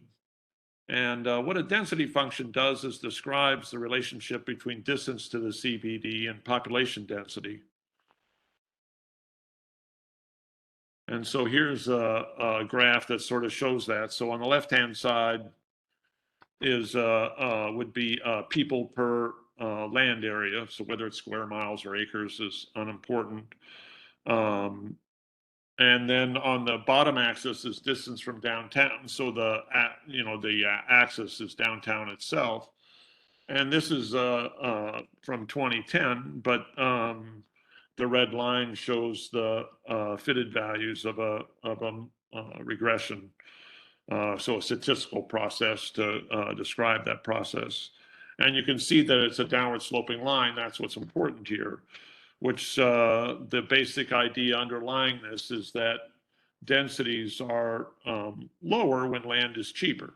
So the density that's on the left-hand side of this axis and land prices would be essentially synonyms. Okay, so then the economic response to all the firms wanting to be downtown is, of course, that downtown gets congested. And that's a cost for firms. And so firms want to avoid these high congestion costs. And the market response to this process has been to develop what are called employment subcenters. So here in Houston, the Gallerias are our most important subcenter, so not the CBD. At one point, I wanted to do a paper that would predict that Galleria was going to become downtown. And so I guess I'll say to my research surprise, that hasn't been true, that the relationship between the Galleria and the CBD has been about constant in terms of employment and density. But there's other concentrations of employment in Houston, and depending on how you do it, you can get a lot of subcenters. But the medical center or the energy corridor, or Clear Lake, NASA area, Greens Point, even the Woodlands. One of the interesting things about employment subcenters, so this is sort of an aside and doesn't matter to our modeling very much. Well, actually, that's not true. It's important for our modeling, which is that the subcenters generally mirror the downtown area in terms of the distribution of employees across industries. So, I mean, we think of the medical center and we think of the energy corridor as being sort of industry specific. But it turns out that's not a very good, it's not a very accurate description of what's going on there. That in every subcenter, there's a lot of, I'll say, business services, which would include consulting or accounting or legal. There are a lot of transportation. There's a lot of all kind of other industries that sort of contribute to the employment. One of the important statistical facts is that employment is still closer to downtown than residents. So on average, most people commute toward downtown, which means people are located farther from downtown than our firms. Clearly, there's some exceptions to that rule, right? So lots of people have 2 worker households and they're going in different directions.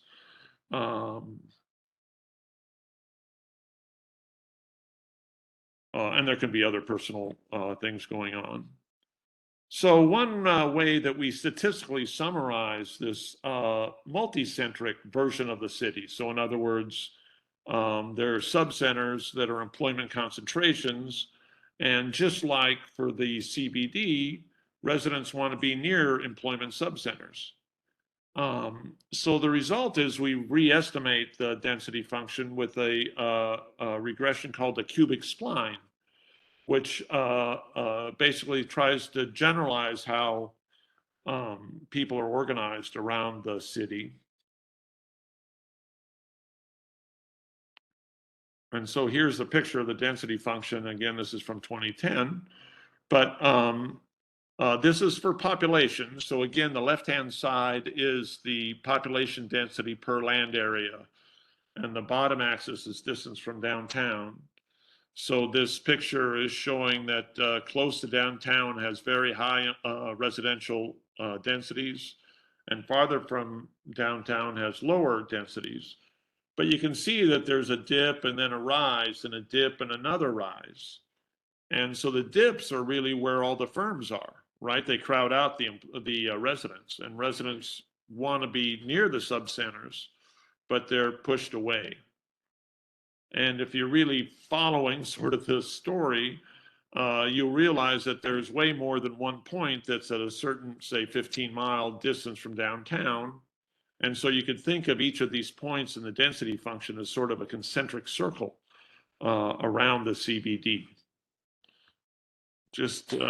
But the point is that when you estimate this cubic spline for Houston, you really do get that our employment subcenters are located so that residential densities sometimes rise as you get farther from downtown, and that's because they're closer to these subcenters than to the downtown itself. So we've done some academic work on the employment subcenters and how they affect the shape of the urban economy. I will say that they're pervasive across the United States. All large cities have them, and it goes down to actually very small urban locations. You know, there's people want to discover why do subcenters start where they do, and it seems like history is really important. So that's another way of saying they don't move much. They sort of stay wherever they start, which makes sense if you think about if there's one firm and then a second firm wants to come, well, they want to be close to the first firm. That's the agglomeration effect that we were talking about. The built infrastructure can affect the location of the subcenters. It's not a surprise that the Galleria, for example, is at the border of 59 in the West Loop.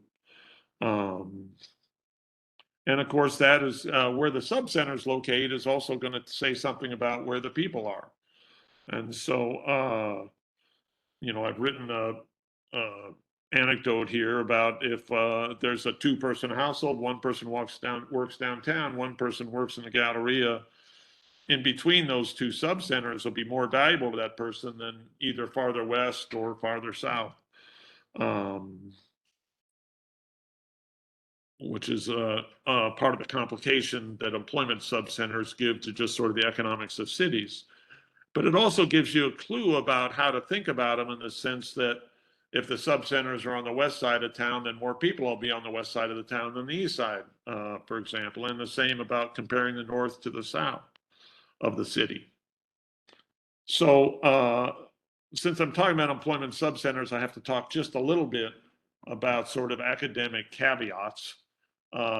Which is that in the profession, there's not a complete agreement on what the definition of an employment subcenter should be. Some people say it should only be concentrations of employment. And especially when they do that, they make those concentrations conditional on the distance from the downtown, because the CBD is found to affect the entire metropolitan area. The more controversial part about the definition of employment subcenters is whether they should be required to have influence on the surrounding areas. In our research for Houston, we have found that that's an important attribute. So in other words, for the employment subcenters we use in the Sam Houston model, we use ones that have influence on areas besides where the people are concentrated. You know, we think we're right, of course, but other people think that that's too narrow of a definition. One of the other things that we found is that not only do employment subcenters affect residents who want to locate to sort of minimize their commuting time and transport time across the city, but the subcenters actually influence each other some. And we don't incorporate that yet in our model, but we're thinking on how to do that.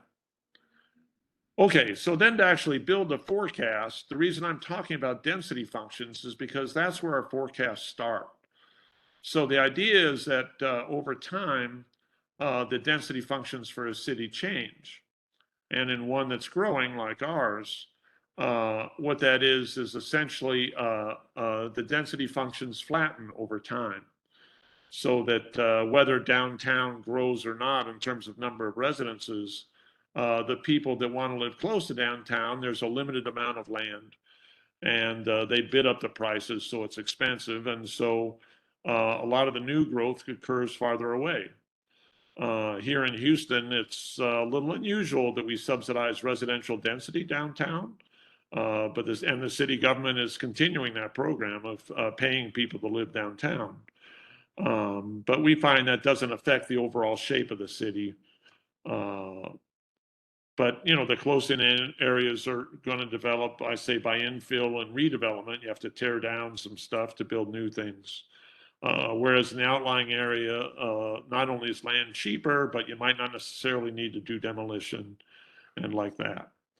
An important part of how the density function rotates is the transportation costs.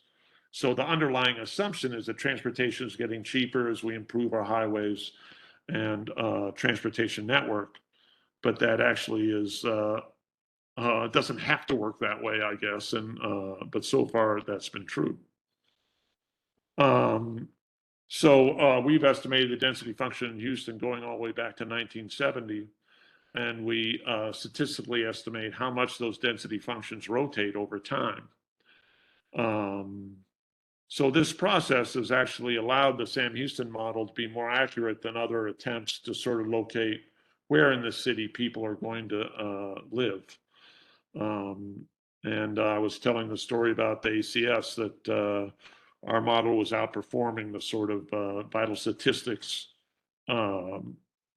centered forecasts.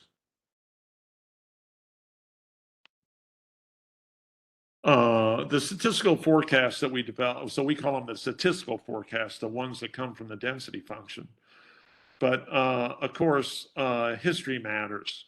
So in economics, we're going to call this fixed costs, but whatever you call it, when there's parks, there's large facilities or other location-specific land uses, people won't necessarily be able to develop or redevelop those areas. And so we develop a part of our model that we call the land use module. And what this does is we take our statistical forecasts, we sort of convert them into percent change to be sensitive to the current land uses.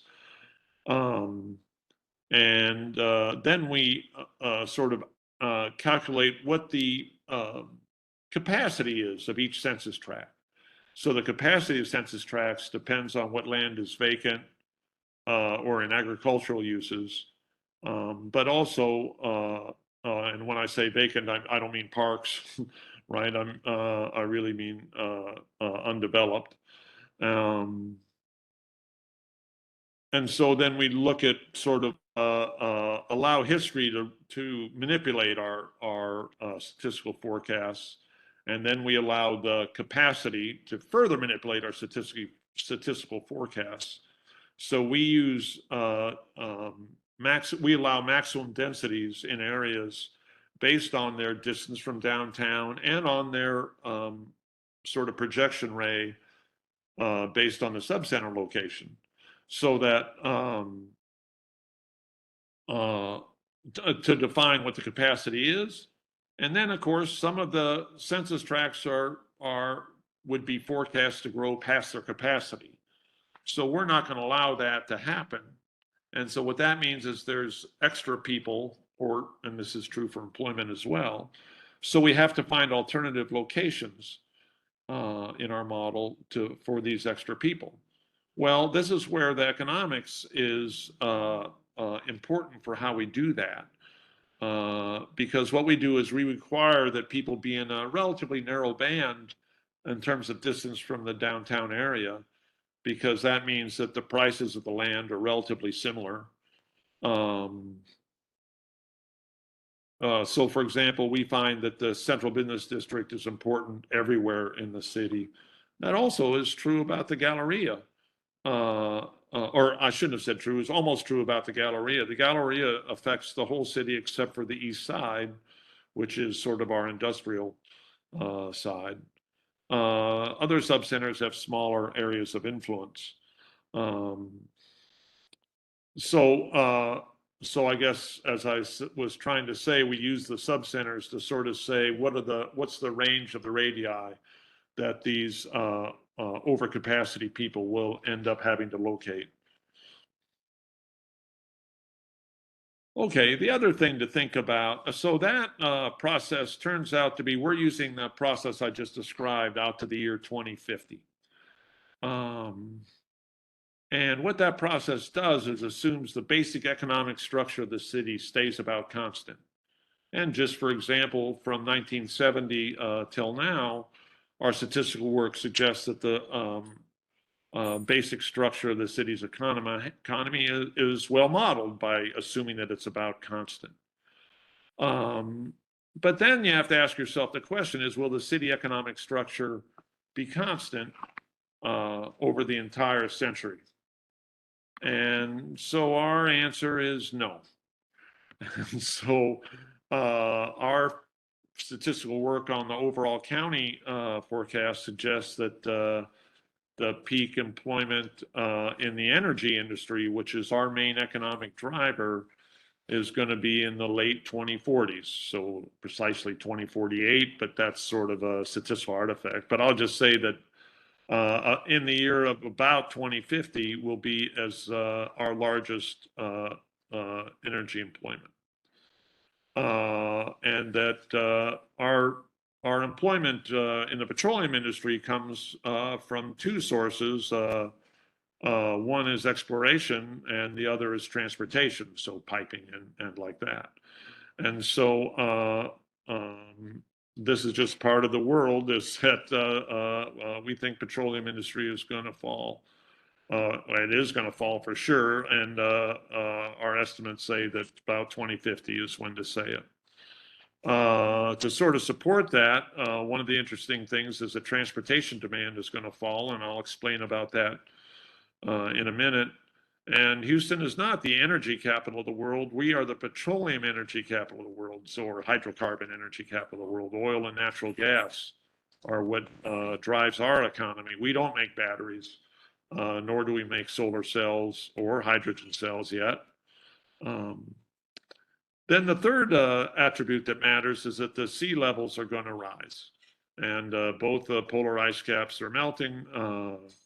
And in addition, areas are worried about the more frequent and more severe storms. What this suggests is that public policy is going to become important, because the question is, what kind of resilient infrastructure do areas have?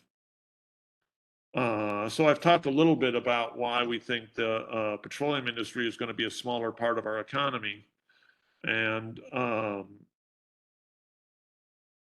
that's really important, because the petroleum industry is where, or the hydrocarbon industry would be a better terminology, I'm sorry about that, is what's importing resources into our economy, because those are the resources that we're exporting to the rest of the world.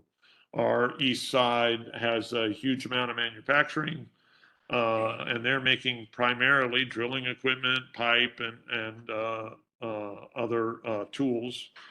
And we're exporting that equipment and piping to the world, which makes our Port of Houston large, and one of the largest ports in the United States, and sometimes the largest. And I'm going to say that at this point, we don't seem to have another major export industry, is the term, waiting in the wings. So export industries are those where you're exporting a lot of resources to the rest of the world. So just for example, the medical industry is an export industry for Houston, right? So people come to Houston to be treated, resources come to Houston for medical research and like that. There's a lot of competition among urban centers for this work. And so, just to maintain the level of medical center now, we're going to have to, the people in the medical center are going to have to stay very good. And there's no reason to think that that's not going to happen. One of the interesting things is both U of H and Rice have actually increased their efforts in terms of what they call technology transfer, right? When you invent something in a lab, can you commercialize it? And both those universities are helping us. And I'll say economic research on average has shown that good research universities are important for urban economic resilience when industries change. I didn't know until this project that transportation uses about 70% of total worldwide production of petroleum. So, when we say petroleum demand is going to decrease, one of the things we did was look at the investment by auto manufacturers in battery technology and electric vehicles, and it's gigantic. So in this decade, it's easily going to surpass $200 billion. And so, transportation use of petroleum is not going to go zero. Even it's still going to grow, we predict, until about 2050. But at that point, it'll start to go down, and that decline will accelerate in the decades after.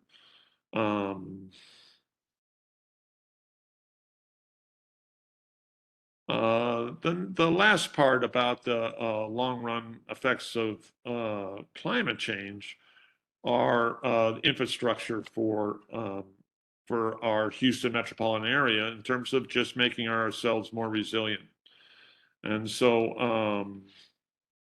I'm sorry, I'm talking about something else. Let me hold off for a second about climate change and talk about the sea level rise that we're worried about. Both sea level rise and storm level frequency is affecting the demand for resilient infrastructure. So here our proposal is called the Ike Dike our meaning Houston's proposals to call the Ike Dike. Well, what this means in terms of our Sam Houston model is that we're using the floodplains. We use it in our statistical analysis of the density functions that we originally calculate. And as our model moves forward, we assume that land is going to change from the 500-year floodplain to the 100-year floodplain.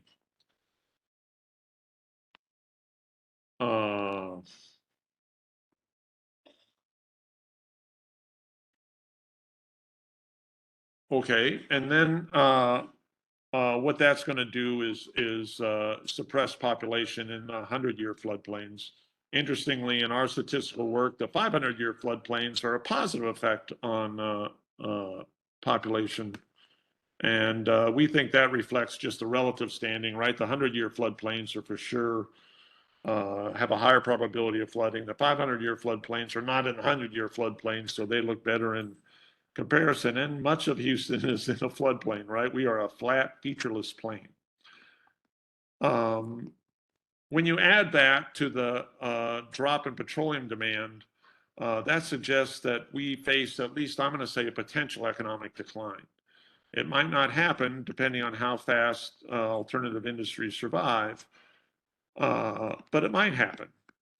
So we studied several post-industrial cities in the United States, cities where, for example, the manufacturing decline, especially in the steel industry, was important, but other industries as well. So we studied Pittsburgh, Cleveland, St. Louis, and Birmingham. And we discovered a surprising commonality between all four of these cities that and our sort of further pushing on this suggests that it's not limited to these four places, which is that the central county of these metropolitan areas shrank. And, you know, the numbers are sort of, you know, we didn't pick Detroit, which is a famous disaster. A couple of these cities are considered well-run. A lot of people are sort of talking like Birmingham is recovering, although that doesn't show up statistically yet. But the central city of these places declined by pretty large percentages.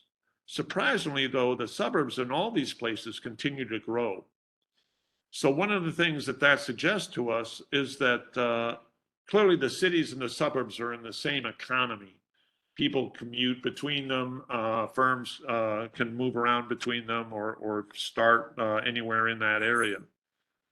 So this suggests that center cities are having a trouble on their public policy side being resilient. And that's subject to some continuing research by us. But we allow that to affect our model because we're going to say that the central city and county of Houston are more or less essentially going to be flat after the year 2050. And instead, the growth that does occur in our metropolitan area is going to occur in all the other counties. I talked a little bit about the floodplains that are on this slide, so I wasn't paying enough attention to where my slides were. One of the things that's interesting is that we weren't able to develop a good process for forecasting where the floodplain will expand to. In other words, some of the work that our engineers here in Houston in terms of hydrology and like that are important and aren't captured by our economic models. Okay, that makes sense. So all we do is swap land between the 500-year and the 100 years. So if you take land out of the 500-year floodplain and now say it's a 100-year floodplain, what that means is that those areas are going to be grow more slowly than they otherwise would have. So that was an important part of our modeling process. The other thing, and this is why I started talking about the Ike Dike. So this last summer, the state of Texas created the Gulf Coast Protection District. And the reason they did that was to generate local resources to match federal resources to bring in actually a lot of money from the federal government to build the Ike Dike. And other local coastal communities around our country are doing similar things. So you don't want to be too far behind on this process. Clearly, there's politics matters a lot here. And one of the interesting things is this summer, Brazoria County opted out of this coastal protection district. So, you know, from the perspective of Brazoria, that means that their local taxes will be lower than the other counties because they won't be paying their local share of the Ike Dike resources. But at the same time, they're also not going to have any protection from the infrastructure that's going to be built to try to protect us, our coastal areas, from more frequent and more severe storms. So in our model, this pushes people away from the coastal part of Brazoria. So some of those people were in North Brazoria, which look more like Harris County in terms of their economic behavior. But it also meant that our forecasts for Brazoria were lower than they otherwise would have been. You know, and of course, now we're in very speculative resources, and I guess I'm quite sure I'm wrong, but I don't know how, right? So either we're going to not put enough people in Brazoria because the Ike Dike is going to be really expensive, and the other counties are going to suffer because they're paying a lot of money for something that maybe doesn't work very well. Or in the opposite, if the Ike Dike is successful, then Brazoria is not going to have protection, and they're going to suffer much more economically than they otherwise would. So this is an interesting thing that's going to evolve over time. And I don't know, so we predicted, quote, average, unquote. And like I said, there's, well, for example, we know there's no houses around with 2.2 children. So we're going to be a little wrong. So, so forecasting is hard. Long range forecasting is harder. You know, our Houston area, like the entire planet, has some serious long run challenges. And there's a lot of things that are going to affect those, including public policy. So clearly on this last part, public policy in terms of the infrastructure and financing that infrastructure can be very important on how the city overall is going to grow. But the other thing I'm going to say is that I think taking an economics perspective into the forecasting for local areas has been a fruitful exercise. I think it's helped us a lot. Relative to some of the other efforts. And so I'm hoping this talk today at least got you to see a little bit about what some of the potential advantages are of doing it. Okay, well, thank you very much. Thank you very much, Dr. Craig. Very insightful, and you know, the theory, a framework you set up is really interesting. Gave us lots of perspective in looking at projections. I'm not seeing any questions at this moment from the chat. So Monica, do we have time for that? And you know, folks, if you have questions, type into the chat, please. Yes, we have a few more minutes for questions if anybody has some. Yeah, please type in your questions if you have any. In the meantime, I have a very, you know, just very brief question maybe. So I think lots of the theory framework makes sense. So are you in your model, do you specifically use data to inject into your model, or are those mostly kind of general guidance in guiding you, you know, to like where your model for a specific area would go? So that's a fair question, and I guess the answer is sort of both halves, right? So as I mentioned, we sort of start off from these density functions. So they are not very specific about the employment subcenters, for example, right? They show them the sort of the general pattern, but aren't appropriate for, you know, most of the areas, I guess I'll say. And then we also, when we use the land use model, we have some statistical stuff that is, again, general, but it points, and you can think of radii coming out of downtown. And the question is that a radii with employment subcenters on it or near it, or is it a radii not? And so we include that. I mean, you know where the subcenters are. You don't need a, you know, for my academic work, we did a fancy non-parametric analysis to try to pinpoint where the subcenters were into a specific census tract. But we don't use that in an explicit way in the forecasting part of our model. Well, I will say that we did have to model the east side separately from the other sort of 3/4, if you think of a pie chart, part of the city. You know, because the heavy industrialization on that side really has impacted where people live in a natural way.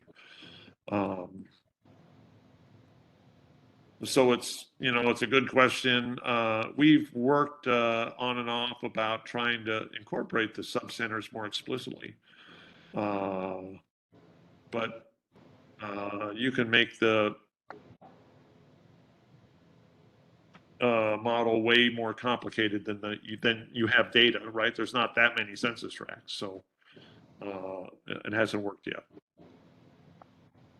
All right, thank you for the answer. We do have another question in the chat. Comment first, I guess. This is very interesting work.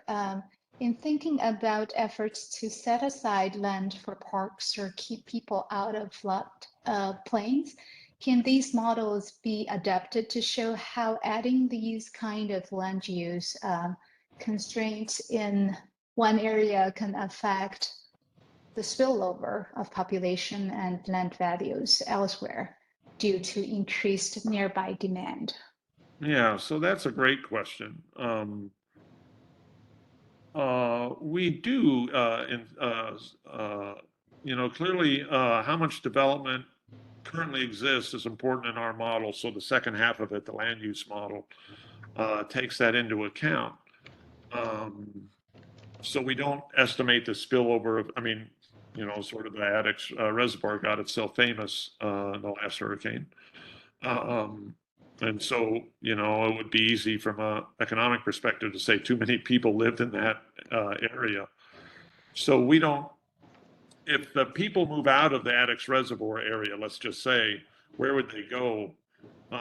We don't say that they would go right next door, right? So we allow them to locate essentially in the whole band about the same distance from downtown around the city, maybe excluding the east. You know, so in theory, no one was supposed to live in that land, and then people made exceptions because nothing had happened for a while. But something did happen. So, so I guess what I'm trying to say is that we incorporate to the extent we push people out of an area like that.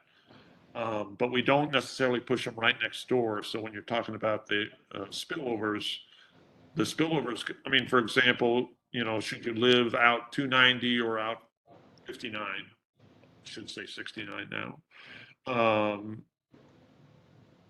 Those are both good choices, right? And so in lots of ways, they're sort of similar, but they're all far from, you know, where Addicks is, which is sort of in between. So,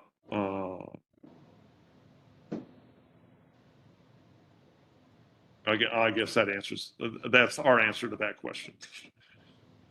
Thank you very much, Professor Craig, for answering the questions. I don't see any other comments or questions in the chat or Q&A, and it's about time, I guess. So I'll hand this back to Monica. Thank you again. I'm going to ask a question based on this chat, which is, there's one thing I didn't say a word about, which is telecommuting. And if anyone has some brilliant insight into what the future of the world, right? I thought that this was like the worst 2-year period we could have been forecasting. I'd much rather forecast 5 years from now or 5 years ago. If someone had some insight into what they think telecommuting is going to do, I mean, in some sense, I think that, I mean, our answer in our modeling is that it's going to sort of increase demand for residential relative to commercial. As more people want a house with a extra study or something like that. So I would be interested if anyone had anything to say about that. And then the other thing that's in here is sort of who's going to run out of water. And so that's where Houston is pretty lucky, although something happened with the Trinity River where we lost some of the property rights to that water, which is sort of interesting. I don't know if anyone has any deep insight about that, but that would also be interesting. Yeah, both very interesting questions. We actually got those questions, some of those questions too in our analysis. I think we'll certainly continue the conversation in the future and hope others join with that. So we're kind of running out of time today. Okay. But, thanks again, Dr. Craig, for your presentation. Thanks for coming. Thank you very much. I enjoyed it. Right. Thank you for joining So us. let's see, do I have to stop sharing or does it stop sharing automatically? I think you stopped sharing, and you're welcome to see our next presenter. And you can stop your video if you'd like. Thank you so much, Professor Craig. It was great to have you here with us this afternoon. All right, well, we're just right on the dot. We're transitioning very nicely here. So I will be introducing our next speaker. I'm very happy to introduce Angela Broyles from the Texas Census Institute. And I'm going to go ahead and read a little bit about her bio. Angela Broyles is Executive Director of the newly formed Texas Census Institute. Angela is the former head of the Texas Counts Pooled Fund, a funders collaborative housed at Communities Foundation of Texas.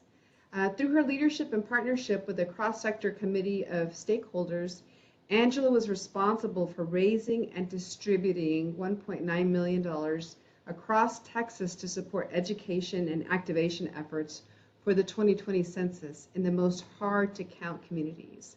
So I recently got to meet Angela. We're really excited about the work that she'll be sharing and working collaboratively with her and other organizations around the state to improve our census count for 2030. So it's all yours, Angela. You can start sharing your screen when you're ready. Okay, great. Thanks, Monica, and the team at the Texas Demographic Center. Thank you for having me to speak at this event. We're a new organization, so as many ears and people that we can get to hear about the organization to help give us input and feedback and hear about what we're doing is really helpful. And I also just wanted to acknowledge that to be a part of this this presentation or this conference with such a smart, dedicated group of people that have been speaking before me is it's really a pleasure. So with that, I'll just get started on my quick presentation on the Texas Census Institute. Let's see. Let's make sure this works. It gave me some grief yesterday. Can y'all see my screen? Yes. Great. Just need to put it on presentation. There you go. How does that look? Are we good? Yes. Okay, great. So the Texas Census Institute. Oh, and of course my button isn't working. That's weird. Oh, there we go. It wants me to hit the mouse. That's weird. Okay. Let me take myself off there. Okay, great. All right. So as you heard from Scott Konicki and multiple others and probably media outlets and regarding the Post-Enumeration Survey in Texas, we experienced a pretty decent undercount for the 2020 census. When you look at the number, the total number, it's around 500,000 people. While Texas had the lowest undercount percent, being the second, based on what Dr. Potter was stating during his presentation, of all the 6 states that were undercounted, being the second largest state in the union means we potentially missed out on counting quite a few people. You data folks know what that means from the daily data quality perspective, but what does that mean for the state and its people? That's what I'd like to talk to you about today and how our organization hopes to address these issues. An undercount can affect many things, but most importantly, it could have a large impact on the economic growth of our state. Prior to 2020 census, Andrew Reamer, a research professor out of George Washington University's Public Policy Institute, began a study to better understand how the decennial census informs the distribution of federal funds. His study is called Counting for Dollars. He found that there are 250 plus programs that use census-derived data to determine how they are geographically distributed. He chose to do a deep dive into 5 of these programs, the easier ones to calculate. Those 5 are Medicaid, Medicaid prescriptions, CHIP, which is Children's Insurance, Foster and Adoption Services. If you look at all 250 programs, it's really difficult to draw a straight line from the programs to how their funds are distributed, but these 5 he looks at are pretty straightforward. So in 2015, his study estimated that every person not counted in the census cost Texas $1,161 a year per person for just these 5 programs. We did some back of the envelope calculations. So once again, data people, this isn't exact, but it's not too far off. And adjusting for inflation, we estimate the undercount could cost Texas $8.6 billion over the next decade. In short, in our opinion, Texas left money on the table, which brings us to the Texas Institute and this presentation. I'll talk to you a little bit about the background on the coordinated effort by many organizations to support participation in the 2020 census and what we learned from that experience and how we plan to do better going forward with the Texas Census Institute. In 2019, the Texas Counts campaign was launched as a collaborative between 2 nonprofits, Communities Foundation of Texas and Every Texan, to support the 2020 census. The campaign and unofficial Complete Count Committee provided strategic coordinated support to count every Texan in the 2020 census. Modeling best practices of a Complete Count Committee, Texas Counts developed a cross-sector steering committee made up of leaders from across the state in areas such as government, business, faith, community-based organizations, education, and health. In addition to technical support for our partners through the campaign, we were able to distribute $1.4 million in philanthropic dollars to nonprofits across the state to support their engagement efforts for the 2020 census. At the end of the 2020 census, we evaluated our work. You can find a recap of the initiative at texascensus.org. Our challenges were similar to a lot of areas of the country, high concentrations of hard to count populations, such as young children, people experiencing homelessness, and non-English speaking residents. There was also little state support to drive participation in the census. There's limited broadband in rural and border areas, and there was a strong political divide. But on the flip side, we formed cross-sector coalitions and partnerships that were very effective, engaged hundreds of community-based organizations across the state of Texas, and philanthropy contributed a great deal. Private funds contributed $2 million to Houston's 2020 census work, and state groups were able to bring together $12 million to support the census in communities around the state, including the work by the Texas Counts campaign. One of the biggest learnings was to start building support early and with good reason. If we experience another undercount in 2030, like we did in 2020, Texas could stand to lose $15 billion in those 5 programs alone in the decade leading up to 2040. Based on what we learned from our work for the 2020 census, we took those lessons and, with the support of our national and state partners, began developing the Texas Census Institute. Unlike previous decades and other organizations that have diverse program portfolios, our strategic approach is to work through the following lens. We're the only ones waking up every day thinking about how to make the census and the ACS successful in Texas, in addition to the Bureau, of course, who will be one of our partners. Technology has revolutionized the census. How can we harness this in Texas, and how might it change in the future as it pertains to the census and the ACS? Political winds may change, government budgets may struggle, but the Texas Census Institute will maintain a continuity that ties everything together. Our mission is this: the Texas Census Institute provides independent, nonpartisan, data-driven, and trusted census policy and program guidance that encourages census and ACS participation so all Texans can enjoy a great quality of life. As Dr. Potter mentioned, Texas is growing and growing fast, up 16% from 2010, adding more than 3 million people. And his team projects that by 2040, we'll have 40 million people living and working in this state. Also, as he mentioned, to support this growth, we will need the infrastructure and resources to provide a healthy quality of life for those that live and work in the state. And if we are counting everyone, we receive more of our tax dollars back to the state and grow these resources, lessening the burden for taxpayers. Okay, I'm probably preaching to the choir here, but I'm just going to talk a little bit about the decennial census and the ACS for those of you who may not know as much. But the decennial census is the count of every person living and residing in the United States, regardless of citizenship status. This information is used by the federal and state government to guide 250 program funds to the state These programs include highway planning and construction, small business loan guarantees, the rollout of the Affordable Connectivity Program that is happening right now to establish broadband access across the state, Medicare, Medicaid, state match funds for education, to name a few.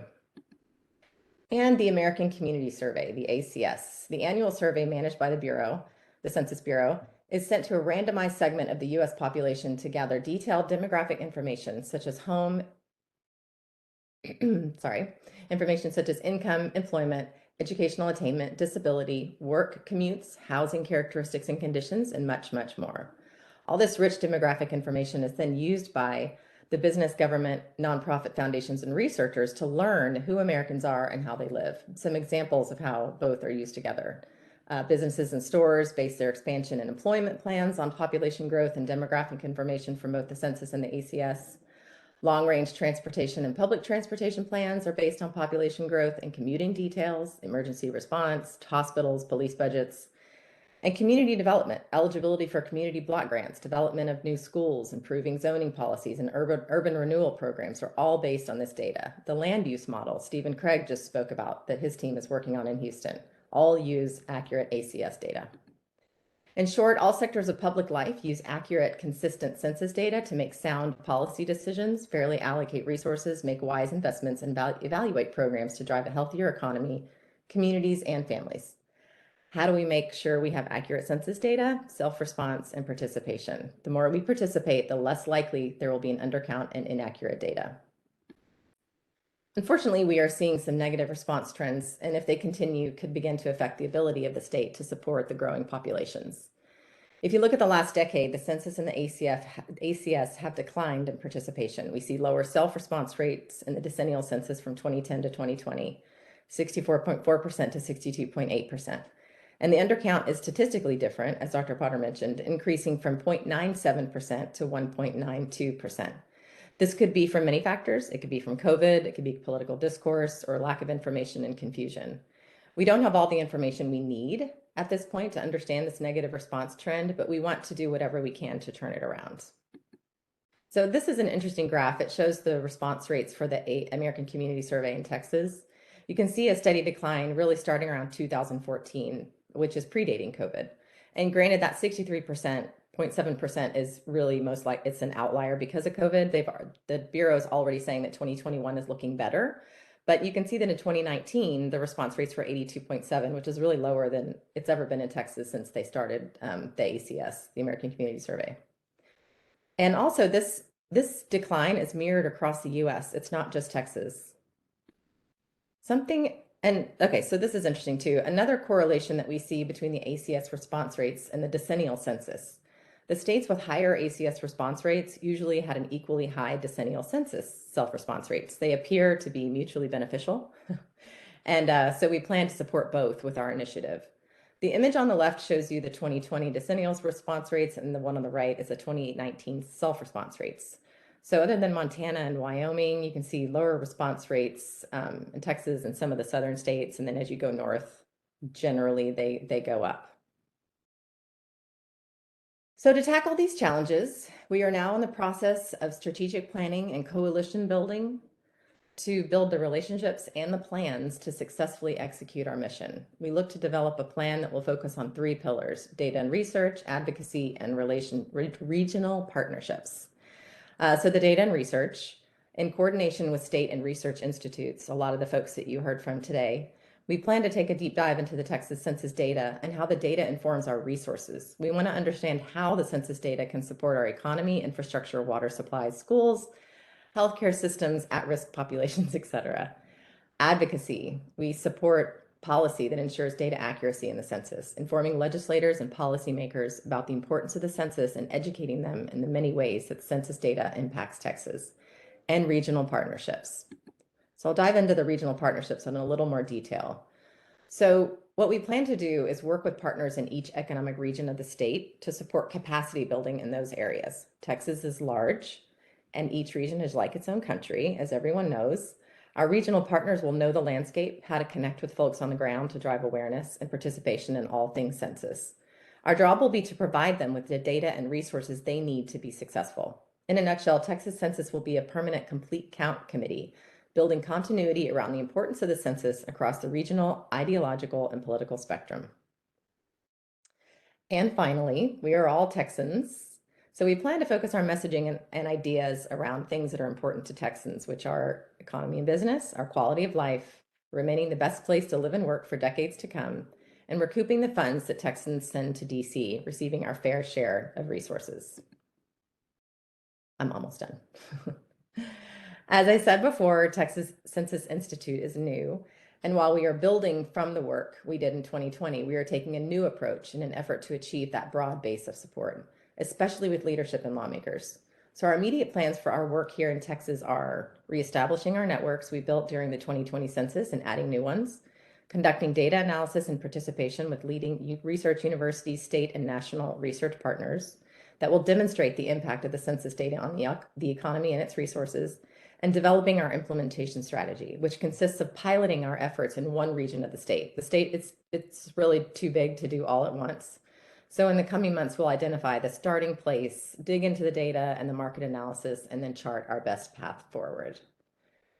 So that is Texas Census in a nutshell. I did want to add one thing about the CQR, which is going on right now. So one way that if you are coming from a county or a city and you're questioning whether you should participate in the CQR, I think it really will help because it may not update the census, the total census number, but it will update the ACS number, which could actually make a big difference. I'm going to stop sharing in the resource planning in your community. How do I stop sharing again? I can't remember. Oh, there it is. Okay.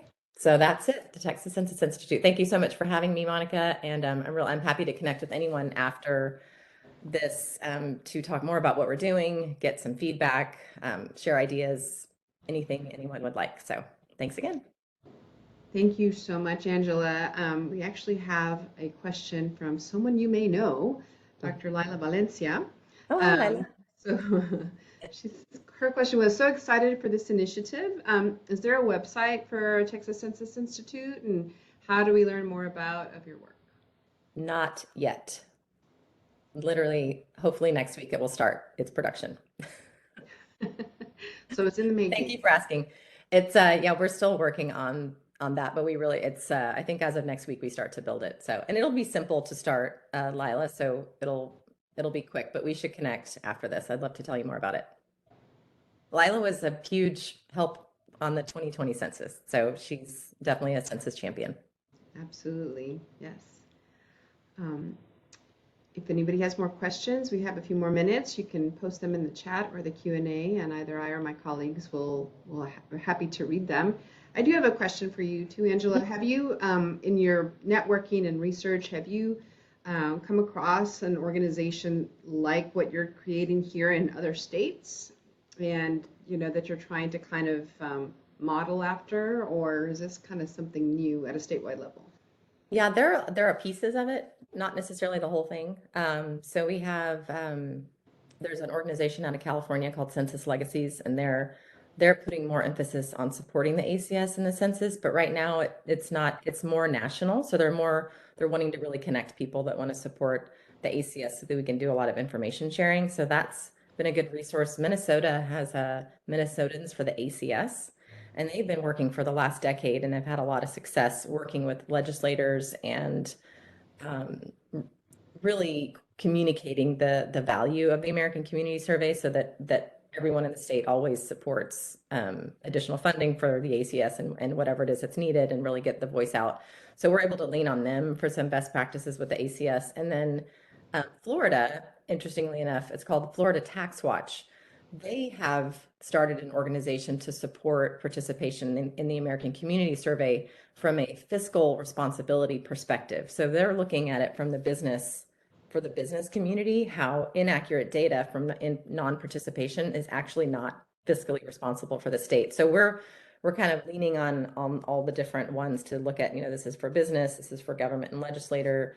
And then we have there are some groups that are continuing more of the community-based outreach. So there's a North Carolina group, they're doing the vaccination efforts now. And so in terms of like activating those communities, we'll be kind of leaning on those as well. So, and then New York too. So there's a lot of people, but it's all like little bits and pieces, not exactly the same.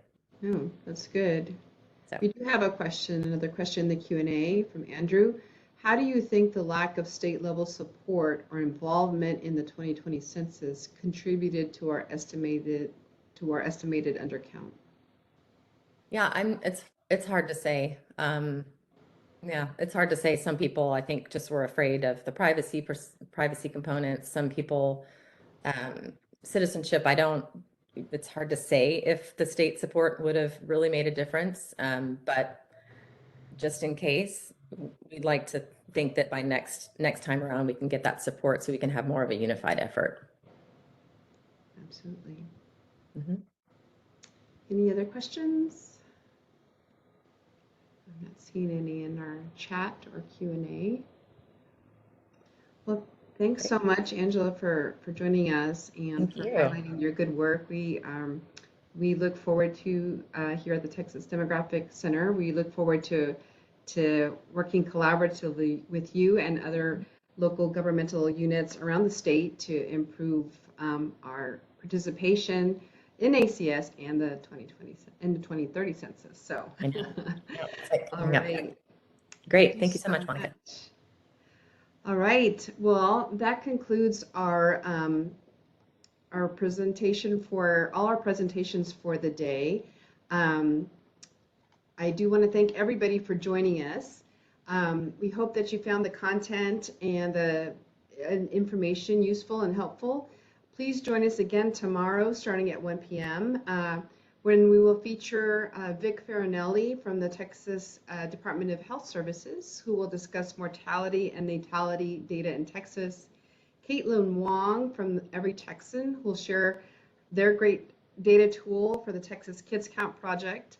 We will have Robert Sparkman from the Texas Workforce Commission, who will discuss Texas employment projections, and Michael Ratcliffe from the U.S. Census Bureau, who will discuss how they define urban and rural geographies.